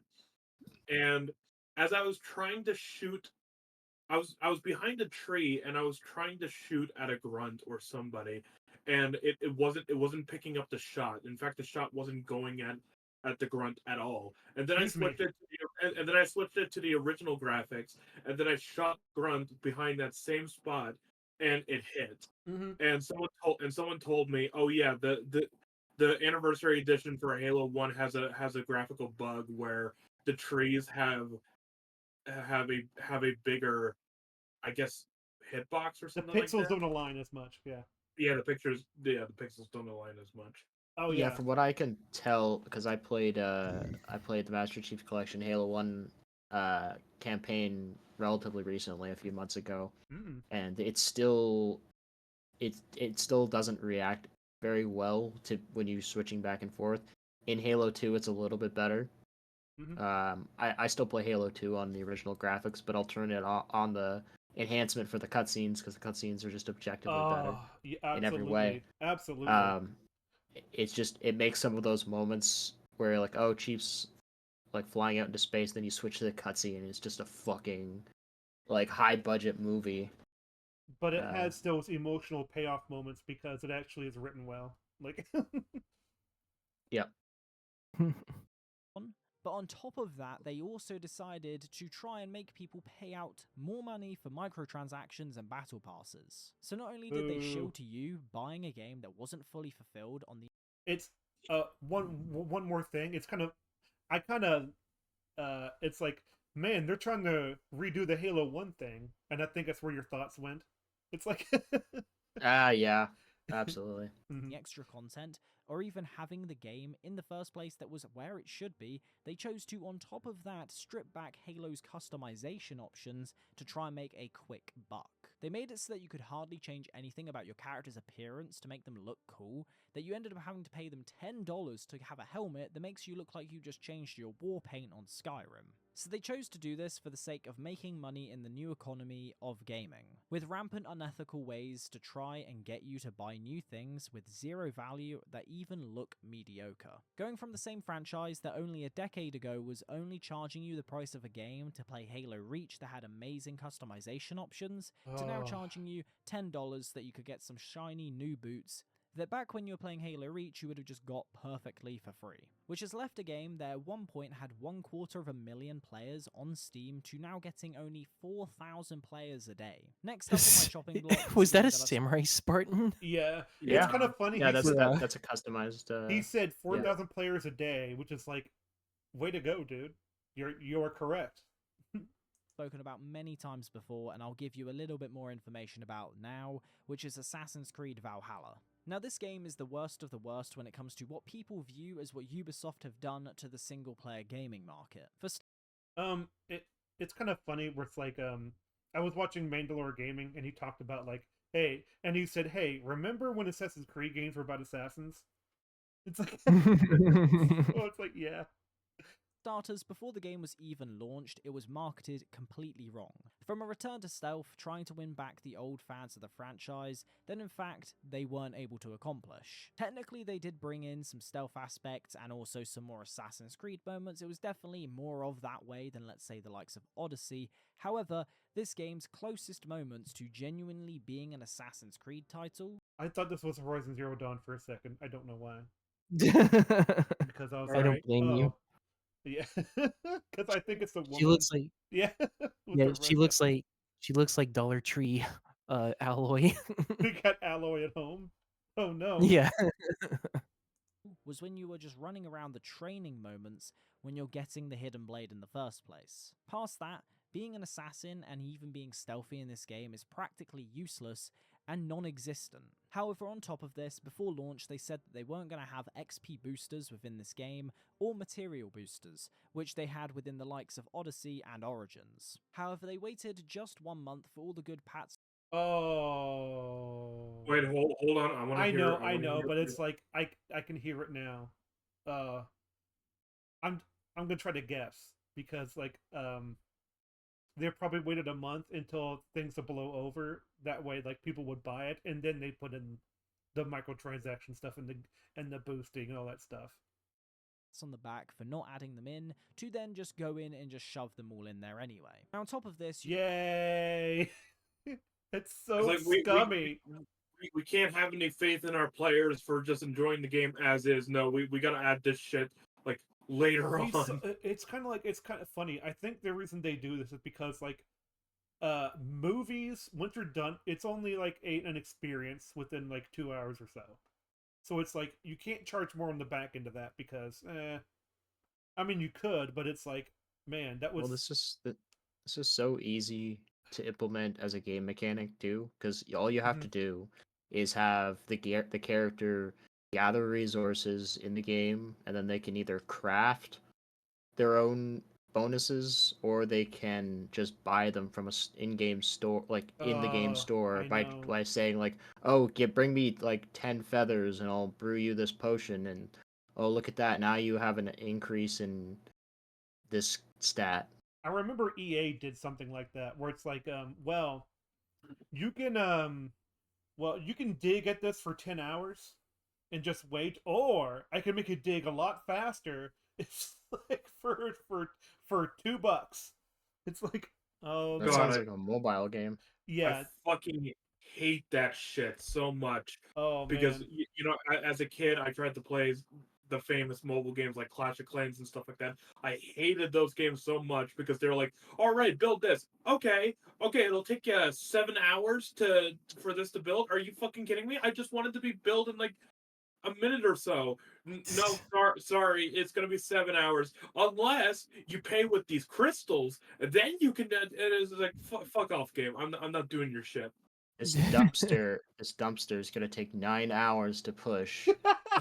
Which, this is but my Hold up. hold if you on. give me a few gold ingots, This is my favorite then I part. can speed that up. This is my it's my Yeah. favorite part. Hold They're up. giving me gold, not just internet gold, real gold. It's like a fucking Sims 4 was like, all right, your character is asleep. Now you just gotta wait about like, let's see, he wants an 8 hour sleep. Yeah, 8 hour sleep. You're gonna have to wait till then. It's like, are you fucking kidding me? Hold up. I look on the screen. Is she Mhm. saying brother or brother? No, it's Norse, so it would be Brothia. Brothia. I'm like, Yeah. it kind of looks like brother, but somebody had a typo. No, it's Brothia. They strike. I Yeah. know, but it's just fun. It's just kind My arrows of shattered. weird. Like, you must have really crappy arrows. I don't know. Brothier, the king of Alright, broths. alright, let's Anyways, continue. yeah. You also had microtransactions in a single player game to make your character that no one else is going to see outside of you and maybe someone you're going to show the game to look better. Like, in my opinion, there's just no point. Then they also added DLC to this game, which I'm not anti DLC. It's more the fact that if you bought all of these things separately, you would have been charged £80 for content that doesn't even come close to matching the bloated fest of a game that is the original title that was sold to you for £60. Now, to their credit, you One did have thing a I season also pass. Oh, sorry about that. okay, so Why? Wait, what? Whoa, Why does she have that? hold on. Vic was speaking. well, one thing I noticed is that I mean, not just Ubisoft, other companies will do this, but like Hmm. if you just wait a couple of years, even just a year or two, they'll just release a version of the game that has all the DLC like fully installed anyway, and they'll still only charge full price for it. So I feel like some gamers are gonna feel like they're getting gypped um, if they buy the game with the battle pass, only to realize that a few years later they sell a version of that game, you know, Yep. with all the DLC With installed. all And that like I stuff. know Yep. that a lot of like a lot of games nowadays, AAA titles are like, oh, just pay us $100 and you get all the DLC when it comes out. It's like, okay, well, if I wait a few years, I'll just buy the game for $70 with all the DLC. Yeah. It's like not. They're not just double dipping. They're like triple dipping. It's Which is also why I feel this sort of stuff targets much younger audiences. Like I'm getting Mhm. older. I have a big library of games. I don't need to buy the newest game when it comes exactly. out. Yep. That's another thing that's like, you know how much of a library I have, like that I choose not to play because I'm just not in the Yes, mood. yes. I'm just not in the You've been mood. playing yeah, you've been Like, playing video games for 30 years. Oh, no. thank God. I thought I was the only one because I have that problem too. I got Cyberpunk 2077 on 2 fucking consoles and I haven't finished any of them. It's like, God Oh, damn it. it's a questionable financial decision. Dude, I have. I know. Sometimes I fucking hate myself when I buy things. Sometimes. It's just kind of funny how like I played the same game on 3 different systems, and I 100% completed them on those systems. And I'm like, this new game that comes out that I really want to play, I'm not in the mood. I'll go play this other game which I've completed 100 times. It's Yeah, just how it Yeah. is. Like sometimes I'm yeah, it just not in is. the mood. Like like I got this new game called its abbreviation is BIOTA, it Biota or whatever. It's this Iota. Yeah, it's this monochrome like platforming shooter. It's like so only two colors are on the screen at the time, and you can switch the colors up or whatever. It's actually really fun. It acts like an old arcade game. Nice. It has whole different modes like it's kind of like Dead Space where you go up to a place and then suddenly like you're on the giant gun shooting down bugs. It's like Mm. it's kind of cool, but it's like I have a lot of fun with that. And it's just like, but there's this game that has this complex mechanics. I'm like, I'm fine with that. Not right Yeah, now. It's like yeah. Thankfully, I got better on my financial decisions, and I'm more careful of like getting games that I'm thinking to myself, am I going to play this for a good while or am I not? I'm glad demos were invented. Like, Yeah, uh. So anyway, I forgot what we were talking about. I was gonna, Yeah. I was gonna, I was gonna say, uh, Mhm. before I interrupted Vic. Sorry about that earlier. I was like, is that lady? Why does that lady have an undercut in what ancient Norse times or in Greek times? And I don't think shaven heads were uncommon back then, were they? No, In I Norse, mean, having longer hair is kind of a hindrance more when you're common. fighting. Oh, I'd say longer Yeah, hair is more common. But yeah. yeah, then again, I don't know. I'm just It's gonna more put it. common now. it's just that we've seen this haircut on a lot of female video game characters so much in the Um, modern AAA industry. I mean, you'll So, note. No, but just look at like modern women who fight in the military today. Not a lot of women with long hair. uh, I You notice? I know a lot Is of she a warrior? I I know a few Yes. Okay. I know a good amount of female Marines, and all of them have long hair. None of So them. they don't let it they don't so I'm sure that I'm positive they tie up their hair when they have to go into a combat situation. Yes, the point is they don't have half of their head shaved like this. It's They're cool. not Okay, trying to. sure, They're not Yeah, trying that's to. Hold They're on. not we're trying not to even look like Skrillex. we're not even arguing whether or not that's the case or not. It's the question was like, well, does she have her head shaved? It's like, yes, she does. There is probably a pragmatic reason for that. Sure. right. I You don't know, if you're know. Yeah, swinging your sword and you're, if someone's grabbing you by something, they can grab your long hair. That's probably a bad thing. I just want to correct myself. I said shaven hair. I should have said half cut hair because that's what I meant. But yeah, Shaven hair. I don't know how long half cut hairs have been around. They could have been around for a long time Half because cut. it's not exactly a unique thing to think. Maybe I should cut half of my hair. Yeah, Maybe that is a little odd to me. But you know maybe what? Ugg was sitting in his cave going like, you, you know, me don't like hair full. Maybe me should half cut. I don't know. But like, anyways, let's move on. Option, which would have meant instead of £80, you would have only spent £68, for all three DLCs.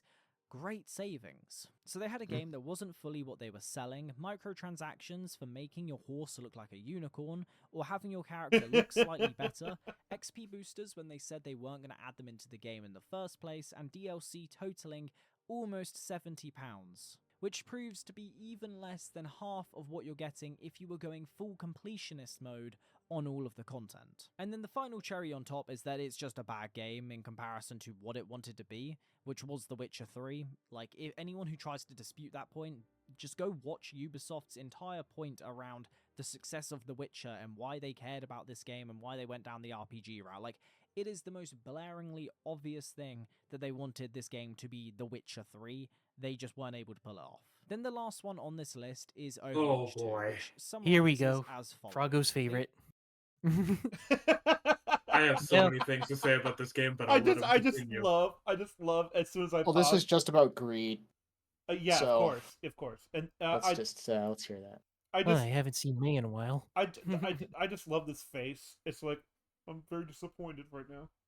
The second game that was literally just so that they could push their players into a new marketplace. With a battle pass that was mediocre with the skins that you were getting, with characters that were hidden then behind paywalls of seasons, but the main issue that a lot of people had with this was but you need to talk about the best part. The best part is that the game ended up going, hey, why don't we not hide them behind paywalls? Genius. And then some fucking goblin at a desk was like, you know, it'd be a great idea though if we made people, you know, play a game 100 times and even more than 100 times to unlock all the players of the fucking game, because they decided, oh yeah, all our new characters, they won't be locked behind a paywall anymore. You can play them as much as you want.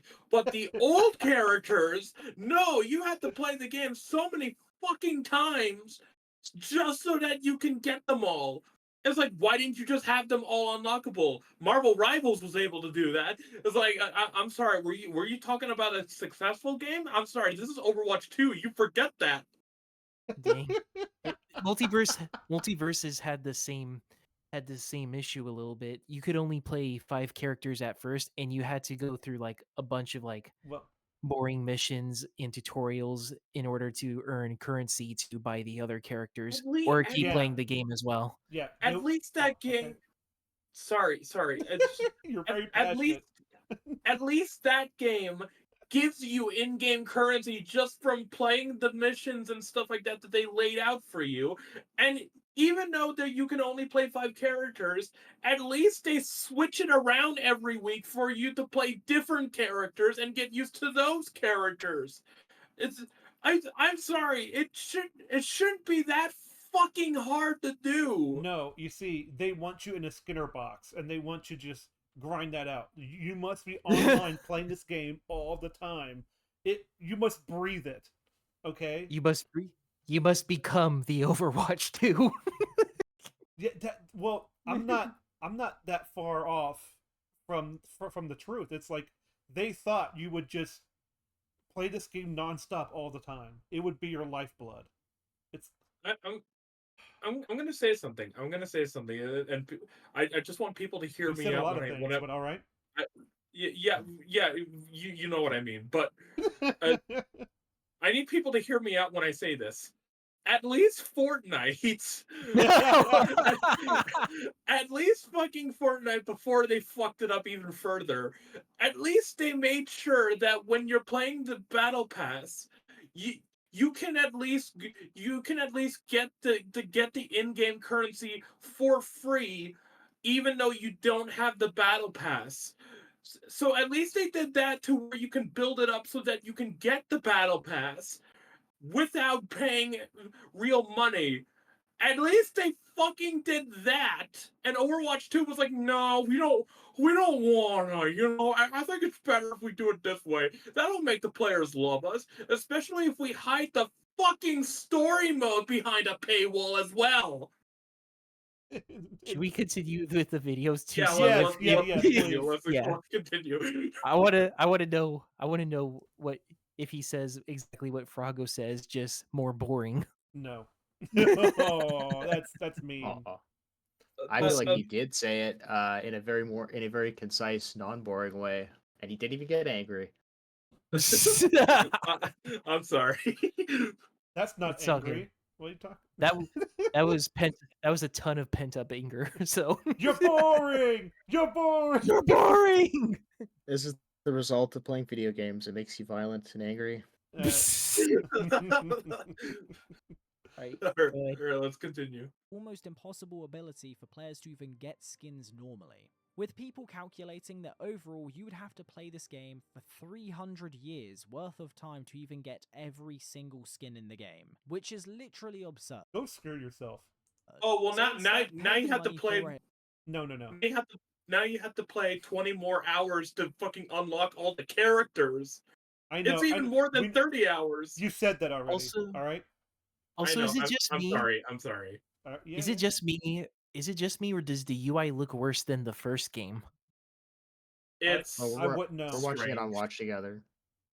Like, look at Oh. like Widowmaker's health bar. It looks a bit too straight. Weren't the health bars like more italicized in the first game? Well, I as a don't person, know. And be honest, I as don't a really person. care right now. Oh, okay. Let's continue. Sorry.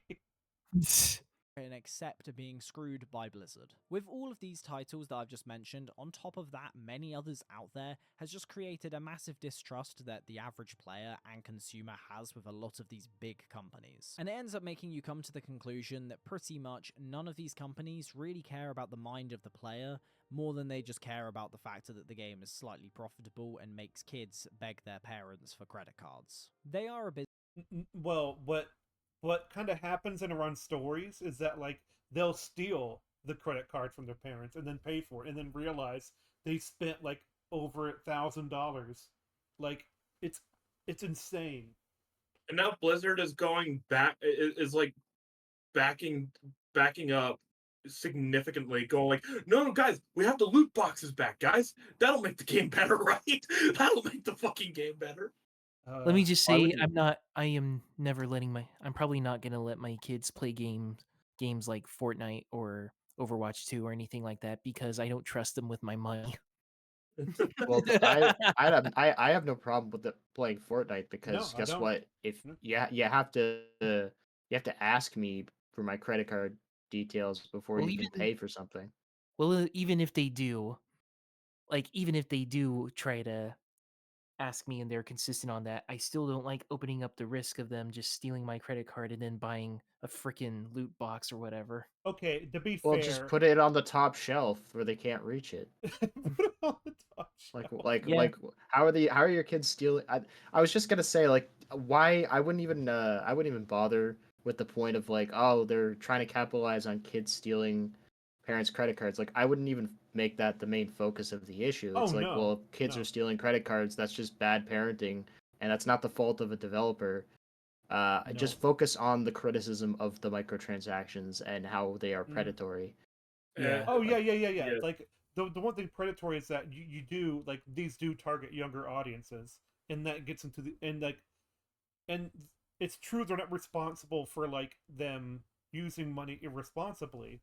It's just that it's kind of a result of it, but not necessarily baked into the idea. uh I'm just picturing like, Crow's kid wants to play Fortnite, and he's just like, this is a Christian family, you will play only Christian games, so he cams him Doom. Nah, no. I thought you were gonna No, no, say no. Veggie Tales, the game. Veggie tells the game. Not gonna lie, that sounds fun. That does sound fun. I don't but like But no, no, no. You know what? Never mind. We'll just go. You know, yeah. let's go. Business and they're going to put money first, and that's obvious. But if they were to actually go out of their way to make a I don't think there's anything wrong with putting money first. It's just that just make a product that people want like ethically, and you'll make money. I'm gonna Yeah, I'm make gonna a I'm make a I'm gonna quality game, product. Yes. then it would be I'm fine. gonna try and So instead be of making I'm gonna try and be That's the calm video. on this one, but that footage of using like the upgrades and stuff that they, you know, advertise with their story mode, which isn't really a story mode; it's just now missions behind a paywall.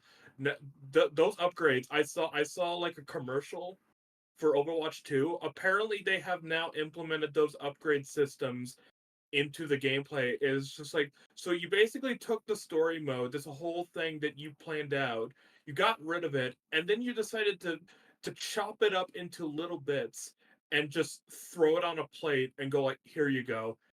Now that'll be $80. Yep. That would be $80. You hear like Stewie in the trombone. That'd be $50. Like Yeah. Except for the upgrade, except the upgrades, you can have that for free. Why didn't I get this with my story mode? Because we're Blizzard. Okay. because we're Blizzard.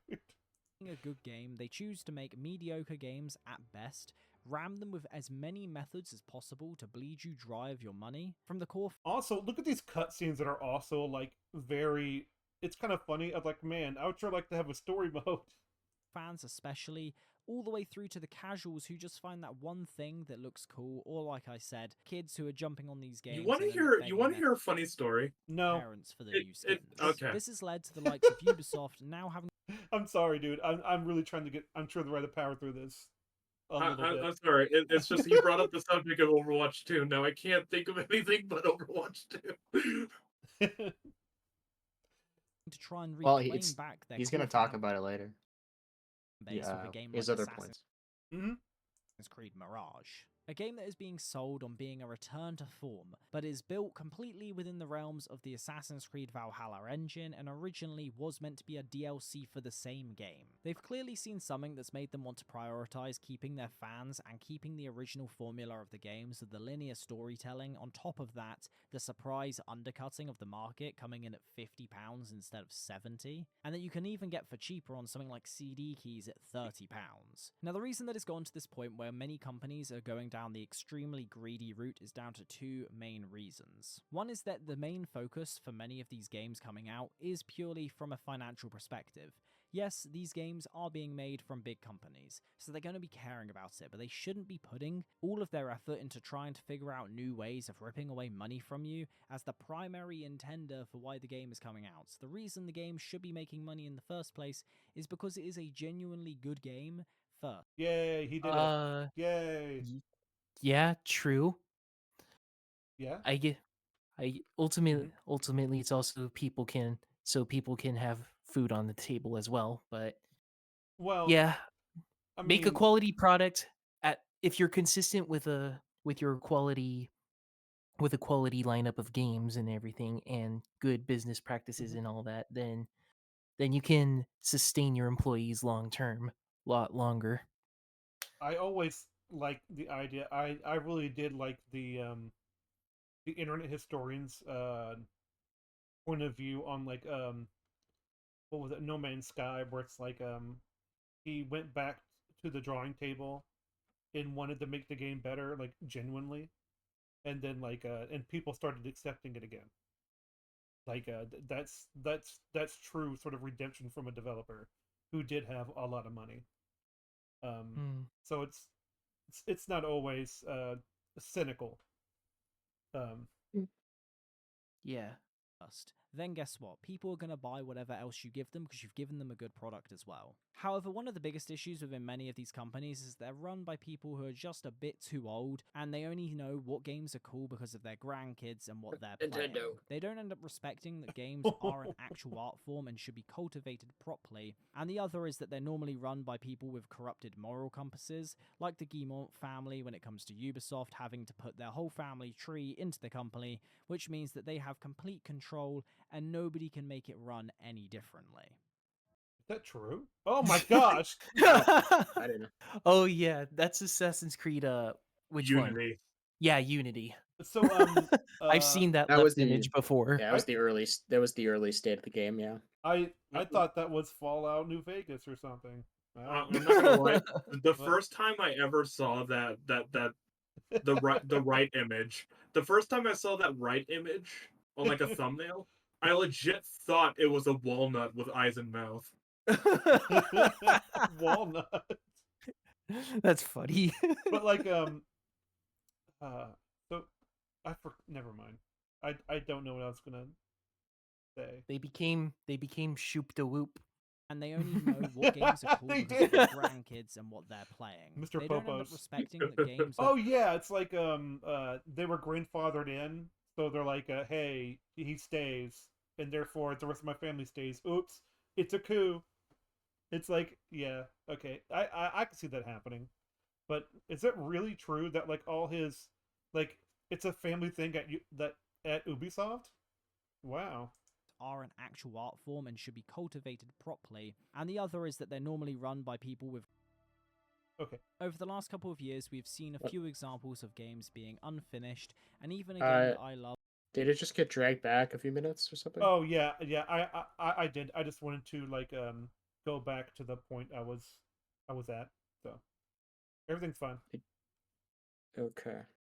of like Skyrim being one of the games that people rip into for being unfinished, which is completely fair. But the reason why this is becoming such an issue thank now is goodness. that it's a more prominent thing, and as well, people are just not getting what they're paying for. And maybe even sometimes you're not paying up front for something, but a company makes money for you just being and playing the game because it entices you to spend more money later on. Now, a big example of this is Halo Infinite, for the issue of live service roadmaps for a game that's content on the roadmap was simply what was promised at launch. But I don't necessarily have a problem with roadmaps in general, but like, it does have this stigma, this stigma of like, yeah, we have Well, a isn't that what roadmap. It's like, isn't that what early access games do? yeah. Except like, early access is really good for like the indie developer or the double A, but not for triple A. It shouldn't be like an early access for them because it's like it's just really a beta testing ground for them. Like, Well, I don't. I look at it as more of a concept. Like if a AAA Mhm. studio says, "Hey, we're working on a game. It's in early access. We're going to charge you $20 for it right now, but ugh. we're going to charge more money later." I think that's a great thing because that means if I want to take a chance, I only have to invest a third of the price. Hmm. I I hmm. I don't really know. Because I like, of course, like they can use it the wrong ways, of course, because they're big. The bigger companies who use that stuff, they want to not just make money after the sale, but also before the sale. Like,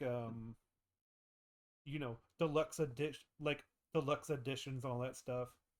Like different editions, and also like using players instead of their own QA team.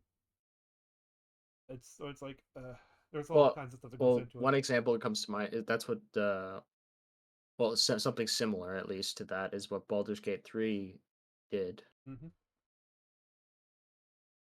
They charge people for early access. Yeah. Okay, I think I'm. I think in their case you could pay full price for the game, so it's a Mhm. bit more of a risk. Yeah, there are some people who's like it's more of a leap of faith.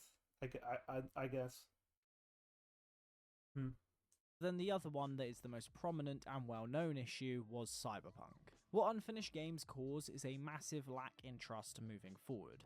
Was Spider-Man PS4 edition I don't know a why why? I don't know why he's showing that as an unfinished game. Like Yeah. Spider-Man 4 released with the idea that like there were 3 DLCs coming, Mm-hmm. so you could buy the Game Pass and it would be like, "Oh, you're pre-buying the DLCs," I which re- all if you bought them all Mhm. individually, it would equal the price of the Game Pass. And then there's the PS5 remaster that you can get, which already has the DLC included. Eh. Yes. So exactly like what I was saying. You Oh. just buy the new one and it has all the DLC and they're probably charging maybe like what, the same price or $10 more. Um. So What I mean is like I don't remember that not coming out unfinished. Like it wasn't unfinished. I remember playing it. that's why I'm confused. Like, why would he trade the image for Cyberpunk? He's talking about Cyberpunk. Well, we've already said earlier in this video that he I just know. has footage that Footage. doesn't relate. Yeah, but at least it was about like he said indie games, so I was like, okay, that's why he put that in there. But this seems like totally different to me. But oh well. Is a massive lack in trust moving forward, mainly around the idea of competency. However, I would say the reason this is such an issue now is in fact that it makes fans feel as if they can't buy into any form of hype anymore. Hype really helps build a game's release and can even make a game Is even that better than it Control? was for many players out No, there, that's as Cyberpunk. there's a lot of excitement for a new game. But due to recent examples of games just being released a little bit too early out of the Well, it could be by pedigree, but also by company. Like the reason why Cyberpunk was so hyped is because it was done by um, CD Projekt Red, which was the people behind. People love The Witcher, like 2 and 3. Like it was one of those games. Like, yeah, it's great, and and they had a pedigree. The oven, poor PC ports, unplayable games in general, and with games like Assassin's Creed Unity's launch, absolutely terrifying children. We've got to the point where the average player doesn't want to even get hyped for anything anymore, as we've been burnt way too many times. Well, it's all about the curve of expectations, isn't it? Like, Yeah. as you grow up, you realize, like, maybe I shouldn't be spending my money willy nilly. Like, like that's what it's sort of like a childhood mentality when it comes to buying stuff. It's sort of like when you go to the when you go to the grocery store as a kid, and they have those candy bars. Like those are supposed to tip people to buy them, but kids are like, "Ooh, candy! Buy this for me." Yeah. You know, it's There like is impulse buying there, is what it is. yeah. There is a thing to like some companies can easily build up like a really strong consumer trust. Like, oh yeah, Like even Nintendo, despite their problems, they still have a lot of consumer trust for sure because absolutely. they consistently release like pretty solid experiences overall. hmm I agree with So that. Like it's like Mario Wonder came out and people are like, "This is great."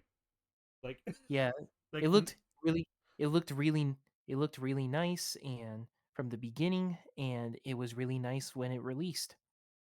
It um is, mhm. if you know, have you ever played it by the way, Falco? I I hardly play my Switch anymore. Well, I'd say it's worth it. Oh yeah, Um, I still need to play the Metroid Prime remaster trilogy and like all the Metroid games that I missed out on the Switch. So it's you like, know, those games are worth it too.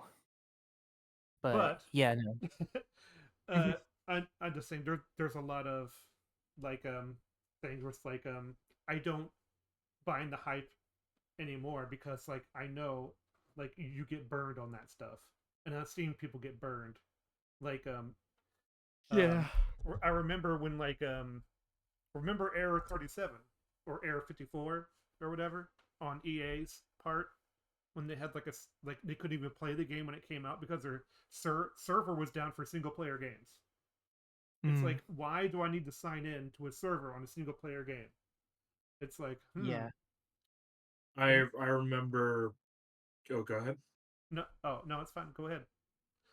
I remember getting real excited when when they announced that there would be a Battlefront collection of Battlefront Oh Oh 1 gosh. yeah, the and Battle, remaster. Yeah, Battlefront 1 and Battlefront 2 coming back, fully online, all that sort of thing, coming on all consoles.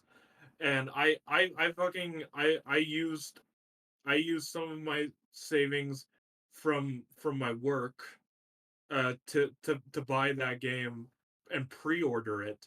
And when I was finally able to play it, God, I was so pissed. I You're not the only understand one. completely. Yeah. To think you You're could not have just bought the original on PC. you're not the only one. My roommate bought it on Switch and he was pretty disappointed with it. Wow. I don't play online, but so I wasn't exactly disappointed with it. It actually ran pretty good on my system. But like Well, the good news is, peeps, I never bought the collection. I have both games, the original releases, on my Steam library. mm, So, Yeah, and you can play. I mean, there are games you can play online if that's your thing. oh yeah, you can. People have servers running Yep, on the old games. That's true. why I was like, I don't know. I'm like, oh, sorry, consoles. Right, consoles just don't have that ability.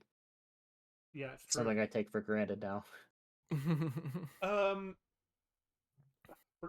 so it's like and that's what goes back to like when you said like reviews are negative. I'm like, well, that's what kind of reviews are for. It's sort of like a testing ground for like No, reviews are not negative. what? Like Yes, by definition, a review is like you're trying to explain points about the game. no, that's what he said. That like reviews. He said reviews are too negative, and therefore that lets people not buy them for a single thing. It's like, well, that's why we watch reviews to see if it's worth our time. Like that's the whole point of them hmm to explain like what's good, what's bad, and like it's sort of a testing ground for people, or maybe you can watch a let's play or a nah. Don't go to Twitch ever. Based. This is what I would call the gamer's version of trust issues within a relationship.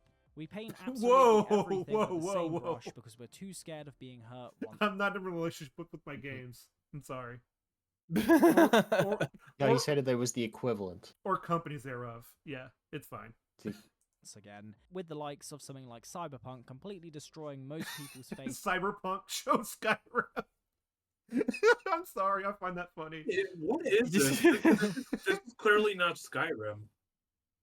I think it's just like Elder Scrolls Online or something. I think it might be, yeah. This is like Skyrim on like a mod, because it looks Uh, clean. Like No, I was gonna no, say, look, at, yeah, look at the UI. It's online. okay, yeah, it probably is, but still, that's interesting. In the idea of even being hyped for a game's launch at all. The most prominent examples that I mentioned a second ago is Cyberpunk and Halo Infinite. As I've already discussed Halo Infinite a bit earlier on, I'm going to discuss Cyberpunk first. The game that was meant to be the second coming of Jesus, some might have said. We all know what happened with this game, but I think what we need to talk about when it comes to this game overall is twofold. One is the terrible decision to push this game out earlier, and the second one was oversharing as a company and giving fans way too much of a desire for what was going to be in the game and fundamentally wasn't on launch, and even some bits of it aren't now. Obviously they went on to fix some of these issues, but that doesn't just hold on. justify a poor release. Similar to how, for me, no matter how many times I get told No Man's Sky is a great game now, it will always have a bad taste in my mouth for its release that you could argue was bordering, if not was a scam on launch. However, that's 100% fair. Yeah, it is fair, but these are two, I think, different things. When like they might have CD Projekt Red may have apologized, but it's like, but that I think that like motivation is completely different from both devs. So like I don't know, I wouldn't put No Man's Sky in with Cyberpunk as sort of the same thing. Well, I would say at a certain point, like I don't really care about the motivation. Mhm. It's the choices that they both companies made similar choices Yes. when they developed the game. They weren't honest about what you could do in the game, what you couldn't do. Yep.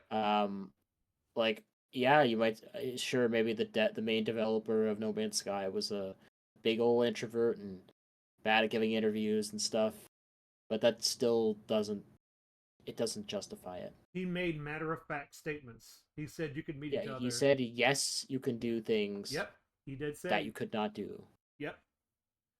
And they're still updating it, so still releasing big updates for the game. Mm-hmm. Because he made a lot of promises. Free updates. That's. Oh yeah, Oh, free. Jesus. Let's free updates. Hold on, I gotta. Yes. Okay. Like good. every I mean, it's not. I'm not gonna say this has always been consistent, but like a couple of years, they've been releasing like 3 or 4 big updates with lots of new content, and they've never asked for more money. They made a dedicated VR mode for the game, just on a whim. I find that completely a lot better. But like, I understand if people are burned by that, but I'm like, I don't know, man. I'm gonna give them a little bit more respect than most. Oh, they devs. earned. I that's why I was saying like I completely respect this point of view, because I know people who also refused to buy the game based on that.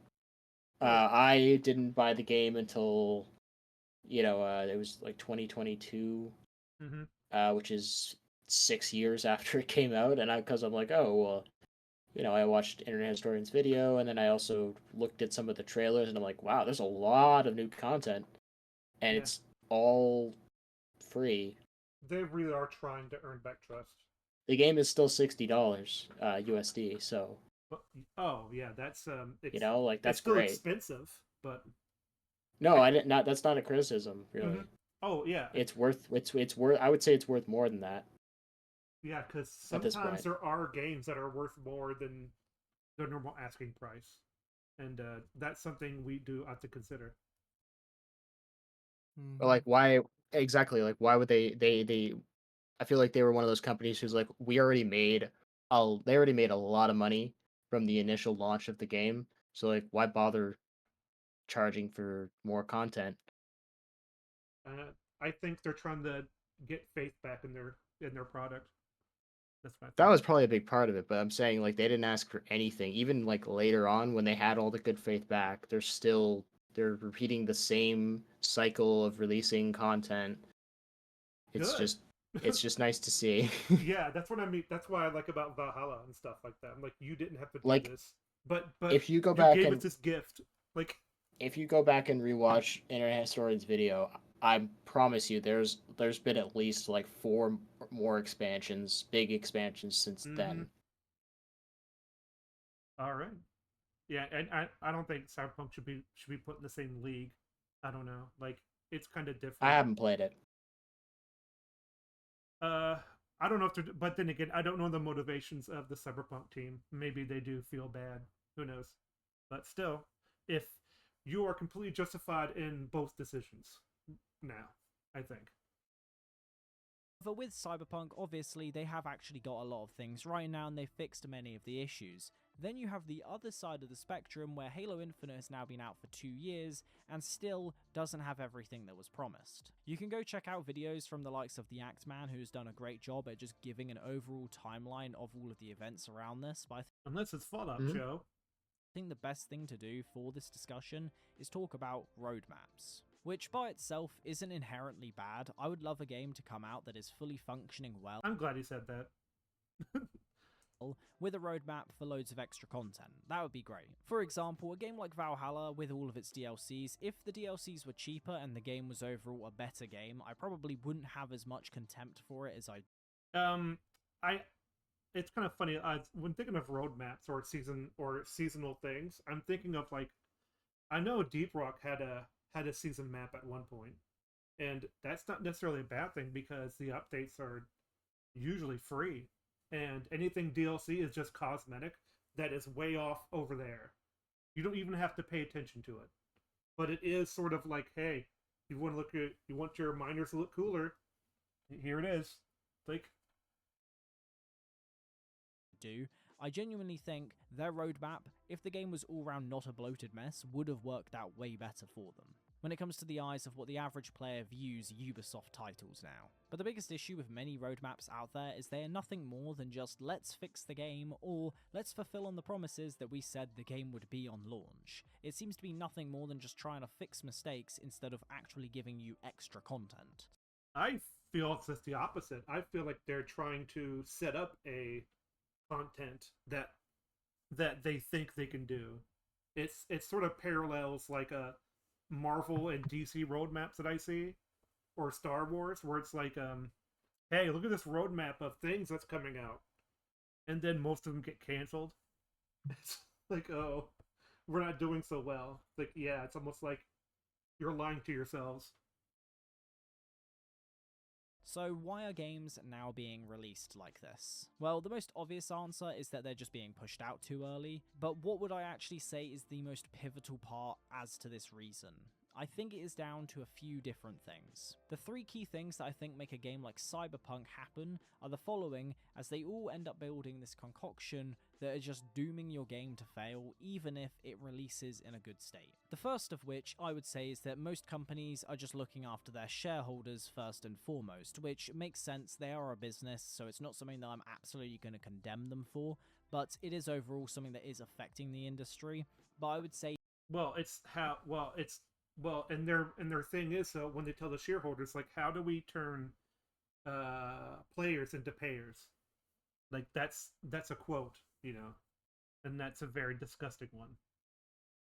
the other issue, which kind of is a part of just companies in general, is that they're just a bit too big and they either lie outright or they're just overly ambitious or overpromise in general. That's typically what it is, especially if they're a smaller company. So let's say they're... What? Hang on. How'd you miss that? What do you say? Oh, It's playing The Last of Us, man. It's on a console. no, that's That's Hitbox's how he missed it. bullcrap. lie outright, or I they're can just do overly that. ambitious or overpromise in general. That's typically what it is. That Is bullet he? went right through his head. How did that happen? He doesn't have one loaded. Wait a minute. Oh Hold on. yeah, Hold on.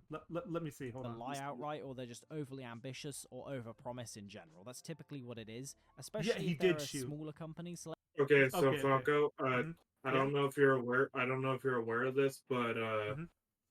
the Last of Us PS5 remaster, or Last of Us Part One, as it's called, Ah. it was very Yeah. buggy when it came out.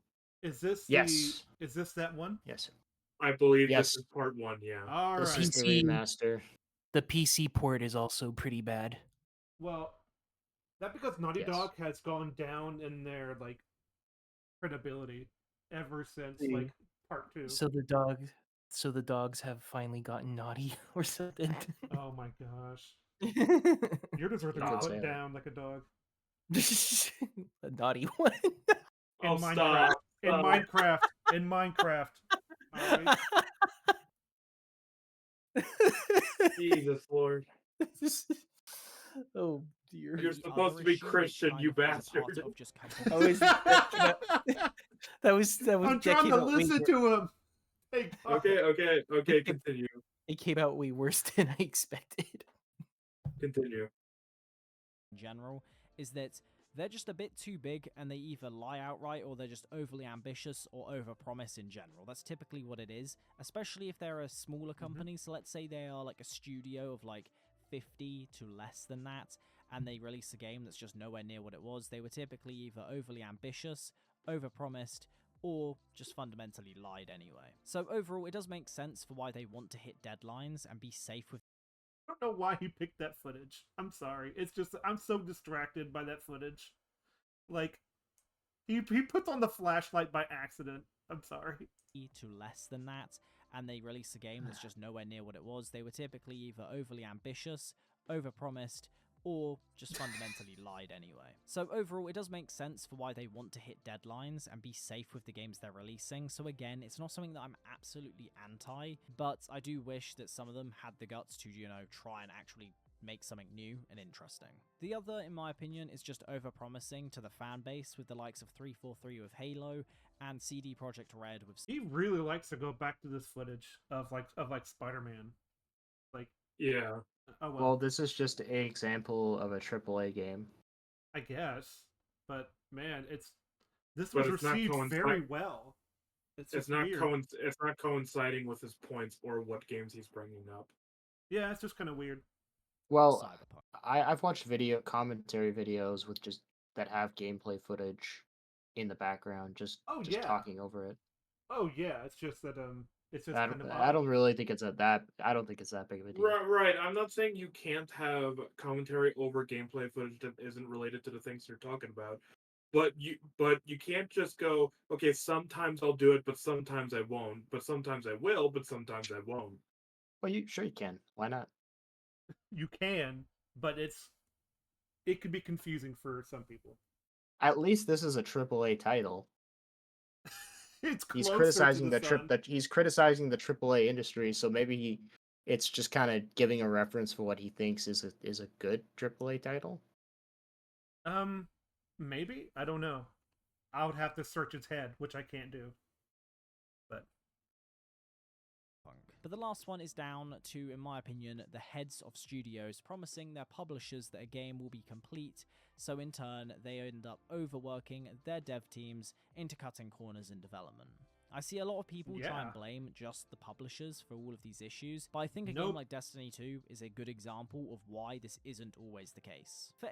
well, yeah, that's a good Yeah, that's a good point because like that is a good example. it's what was it? It wasn't just Destiny 2. What was it? Where it's like people were blaming. Oh yeah, it was Anthem. People were blaming EA. It's like no, it's actually BioWare. Like they're the ones that like, and EA had to, Whoa.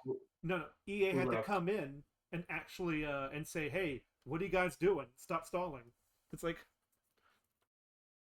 I don't know. Crow? Kurokawa dropped out, oh, he did. so Crow left. Where'd he go? His I don't know. his internet could have died. If if you keep a lookout on that one. Yeah, I'm Is he keeping a out of lookout. the? He's not out of the call. Oh yeah. He's just out of the call. Yeah, he's When this still in plays the on watch YouTube. together. Oh, Okay. his Wi-Fi died. Okay. All right. All right, let's continue. Sorry about that, man. For ages under Activision, many people were trying to blame them for why Bungie was being greedier with their tactics by pushing microtransactions down your throat at any given opportunity and hiking up the prices of DLC. Then after that, they broke their contract, and it turns out nothing changed, and if anything, the microtransactions became even more prominent, which is an issue that I do find that I think a lot of people don't also take into account how much it does cost to run a game. Like, I am anti, like, generally, like, the likes of Call of Duty, for example, ramming in as many microtransactions and everything to make as much money all the time and trying to like do different tactics like mobile games will to try and entice you to buy in. I do think those are big issues, but for the likes of something like Destiny, when they are now just a studio making their game, yeah, they're now owned by PlayStation, but back when they weren't, they needed to stay afloat. And this is the reason why some of these companies do just rely on microtransactions to try and do so.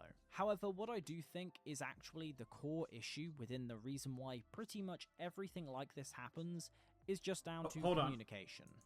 All right. I see it. I see it. All right.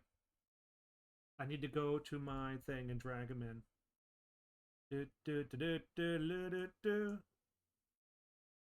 There you go. Hi, Hey, Crab. Yeah. Sorry about that, man. No, you're fine. You can use the Yeah, same my link. I'm sure. yeah, no, I'm Are you good? Wi-Fi died, so I ended up dying myself. But now I'm Oh, back from the grave. well, Praise that took Jesus. less than 3 days. Look- So, anyways, I'm not Jesus, so it reminds me of The Alright. Simpsons, but I'm kind of like Jesus, but not in the religious way. Like, oh gosh. anyways, he was on a Love hunger this strike. But anyways, Anyone who's freaking worked video. within sales or has played a game of Counter-Strike will understand what I mean by this, which is if you do not communicate with your team properly, you will most likely, 99% of the time, fail. Companies have a massive communication issue, from dev teams being asked to make things within a time frame that simply can't be done, and others believing way more in their abilities than what they're actually capable of, which all trickles down to the consumer and the communication given out to us to inform us on whether or not a game is right for us even if we want to buy it in the first place. However, one big thing that I think often gets overlooked when it comes to games, and you'll hear this statement all the time, which is back in my day, when games were released, they were always finished and they were always complete and they never needed an update. Not entirely true. yeah. Well, I want to the push back. Okay. people are when people say always, they're being hyperbolic. Oh, absolutely. Like, Mhm.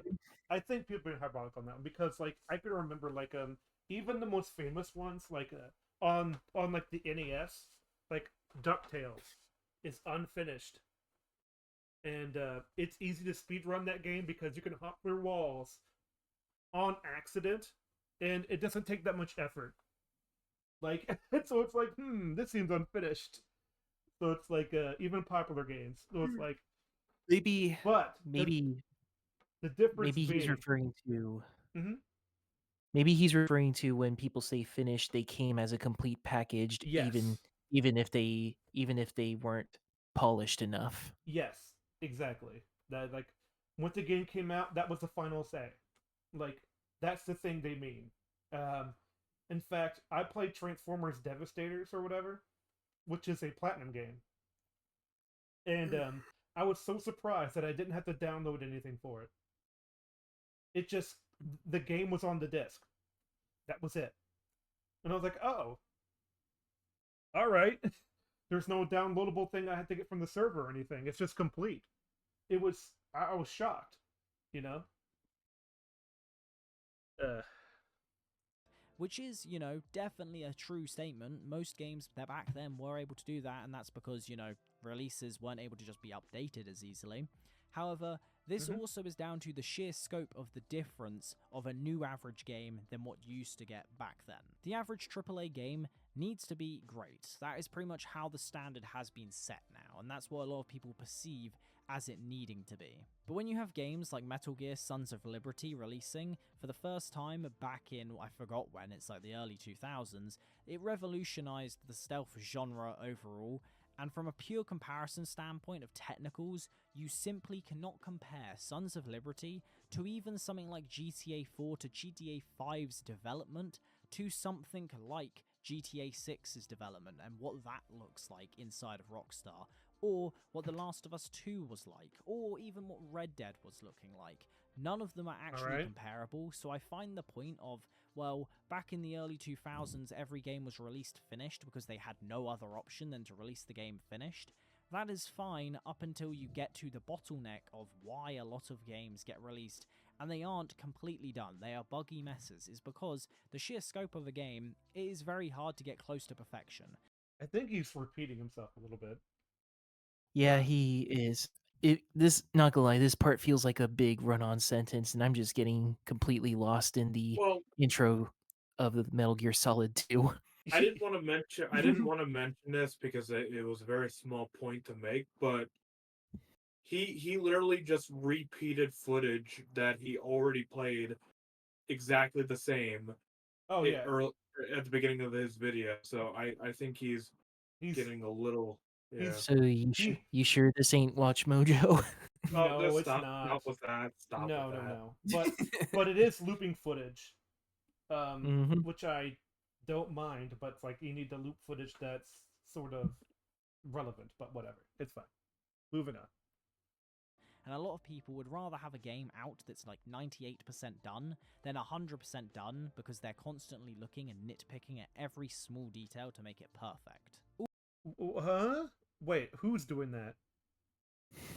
I- Who's doing What the that? hell? Hold on.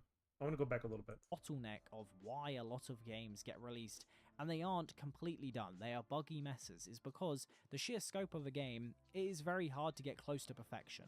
And a lot of people would rather have a game out that's like 98% done than 100% done because they're constantly looking and nitpicking at every small detail to make it perfect. All round. Um. Well. That's a big stretch, but okay. Yeah, Um. that's weird. Um. I wouldn't necessarily say it's like when people think a game is done, they're gonna release it.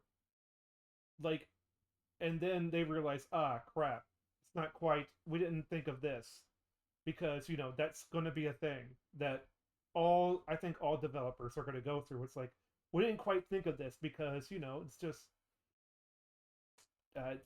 Yeah. because you release it to the public, and the public is a much larger uh, testing ground than your studio. Well, That's good news is with even with competent games, we live in a day and age where updates and patches are a thing. So if people are pointing out this massive problem in a game, they can easily update the game to fix it. without making it worse. Yeah, Yeah, yeah, that totally. that's another thing. It's like sometimes updates to make things better make them a lot worse. That happens too. Mm. The reason why I think unfinished titles are plaguing modern day games is because we're losing faith in the studios. This has brought us to a point where we no longer trust even the gameplay trailers. People buy on release, that's definitely still a thing. Oh yeah, of course people don't trust the gameplay trailers. Like in fact, it has to say on the trailers the actual game footage because and then there's the other one where it's like what was it Watch Dogs looks a lot better than the finished product that came out. Like so people are like you lied to your public. However, there is definitely a massive thing around the idea of people not getting hyped for games and how we should be massively skeptical of everything, and all of this has only come because of unfinished products, and on top of that, the issue of just malicious marketing, and I'd say overly just extreme criticism, which is the next topic. But I find that a lot of this comes down to the fact that We just simply have been burnt so many times that we now no longer want to be hyped for something, which is a massive issue What? within games, and people don't want to admit this. Because, for example, a lot of people, when they think about going to a concert, they will have fond memories of it, but a lot of people will say they were more hyped for the concert than they were actually excited for the experience of going, because normally the thrill of an expectation is the driving factor to why people want to go do something and love doing something. So when What? Okay. Like, yeah, but that's not That's always how. the case. What if I don't want to go, but then I have a great time? Is that something that we're supposed to have too? But in any case, yeah, that's a thing. It's like playing for the party is better than the party itself. Like, yeah, okay, all right. when you aren't hyped for a We game, are. Mm-hmm. We are at the 2 hour 21 mark. Yeah, let's keep So going. you want to keep going? All right. Yeah, at least reach the 30-minute mark at least. you get it, yeah, it's a delightful surprise. But when you are hyped for a game and it's as good as you are hoping it to be, that's just another level of just enjoyment all round. In comparison to, obviously the other end of that, which is you get overhyped for a game and then it's absolute trash, then, that is the issue. So Well, who sets up that expectation? Is it the company or is it you? Like, well, if we're being honest, it's both. But like, but still, they're selling you all these things, and it's like, and they get you hyped. Then like, I think that's more them than the customer. I'm starting to think at this point we should probably set background noises to be a bit earlier in the day so that we actually Sure. have enough time to go through all these videos, because we can't just keep going through long videos and then not finish them all the way. We can't keep doing that. It's not right. Yeah, I I I see where you're going. Yeah. Yeah. So we can still we can probably make this a part 1 and then do part 2 as a finishing up this video. Are you And guys running low on Steam? A little bit. Yeah. Yeah, a little yeah, bit. It's just Alright. kind of grating on me because I kind of just I don't know, like I know this stuff not myself, gonna lie, this but this video mm, it's feels this video feels way too padded out. a little bit. Um, Yeah. it's not. I mean, you can make a point about this that's 50 minutes long, but it's like it's not quite as padded as some videos we come across, but It's it it's definitely like it's droning on. Like our go ahead. no, no, it's kind of saying like it's just droning on. Like I feel like it's a wave of like information that's come across me, but I'm not really absorbing information. Our episode of Patrick Willems is forever going to be an example of a video that is way too padded. Oh yeah, absolutely. You mean Patrick Williams? But yeah, Uh, we can probably make this a part 1 and then do part 2 later. Please do. I'll just wait till the 30-minute mark because like Okay. we're almost there. Yeah, go ahead. So overall, anticipation is a big thing. And this is all basically an issue because of unfinished products. That's as best as it can go down to, and the greed of many of these companies. And this all breaks down and slowly destroys what is the hype train for any release. I think extreme criticism is a good place to stop. And Yeah. Yeah. Shrek. Also, why did Sure, I he? can. Why did he have the clip of "Do the Roar"? Because Oh, this is a representative of what he thinks that like extreme criticism is. It's just a bunch of people yelling. So it's like, all No. right. he probably also included it as, I might be wrong, but he probably also included it as a way of going, yeah, people uh just want to hear guys scream and yell about their criticisms, which, admittedly I do, but I do yell a lot, but I don't think I'm wrong about my points a lot of the time. Well, it's okay to be passionate and right. It's better than being Yeah, mean and wrong. So it's like yeah. But anyways, I think we're gonna stop it at like 29, 28. I'll try to Yeah. remember that. Yep. Uh, I'll text it to you so you don't forget. screenshot it. Screenshot it. Still, Sure. I might choose a different subject next time because I don't know. Because I kind of want to. I don't know. Like the whole thing about extreme criticism is that I wonder if it's gonna be just like people who yell the loudest get hurt a lot or something, or a group of people. Because that's what I think it could be. Or maybe people are making super unnecessary like criticisms and making a bigger deal out of it than they should. Maybe Which that's what can which he might. happen, but Yeah, it can happen, he but said FPSs was not a big deal. I'm like, I it think kind of is it kind of actually. is. Yeah, it's like Yeah, like I want this man to come to me and say that you yelled, therefore you're wrong about Overwatch 2. Is like, well, no, it's just I'm admittedly very angry about it, but that doesn't mean that my you're wrong. points are Yeah, not it doesn't mean you're valid. wrong. Yeah, it's like if I yelled at somebody for like doing something wrong, does it But it doesn't mean it's invalid because you yelled. Yeah. then again, we have not heard his whole section on it, so Oh yeah, we're just we will speculating. Yeah. yeah, we will get to that when we get to it. All right, I'm gonna go back to my what intermission part. Oh my Alright. goodness, I got a whole bunch of messages. Woo, like and subscribe. Yes, Oh, God damn it, Falco. Woo. wait, did you just end the stream? No, No. uh, Okay. I'm yeah. just I'm just exiting out of that and I'm going back to my original thing. All Oh right. my goodness.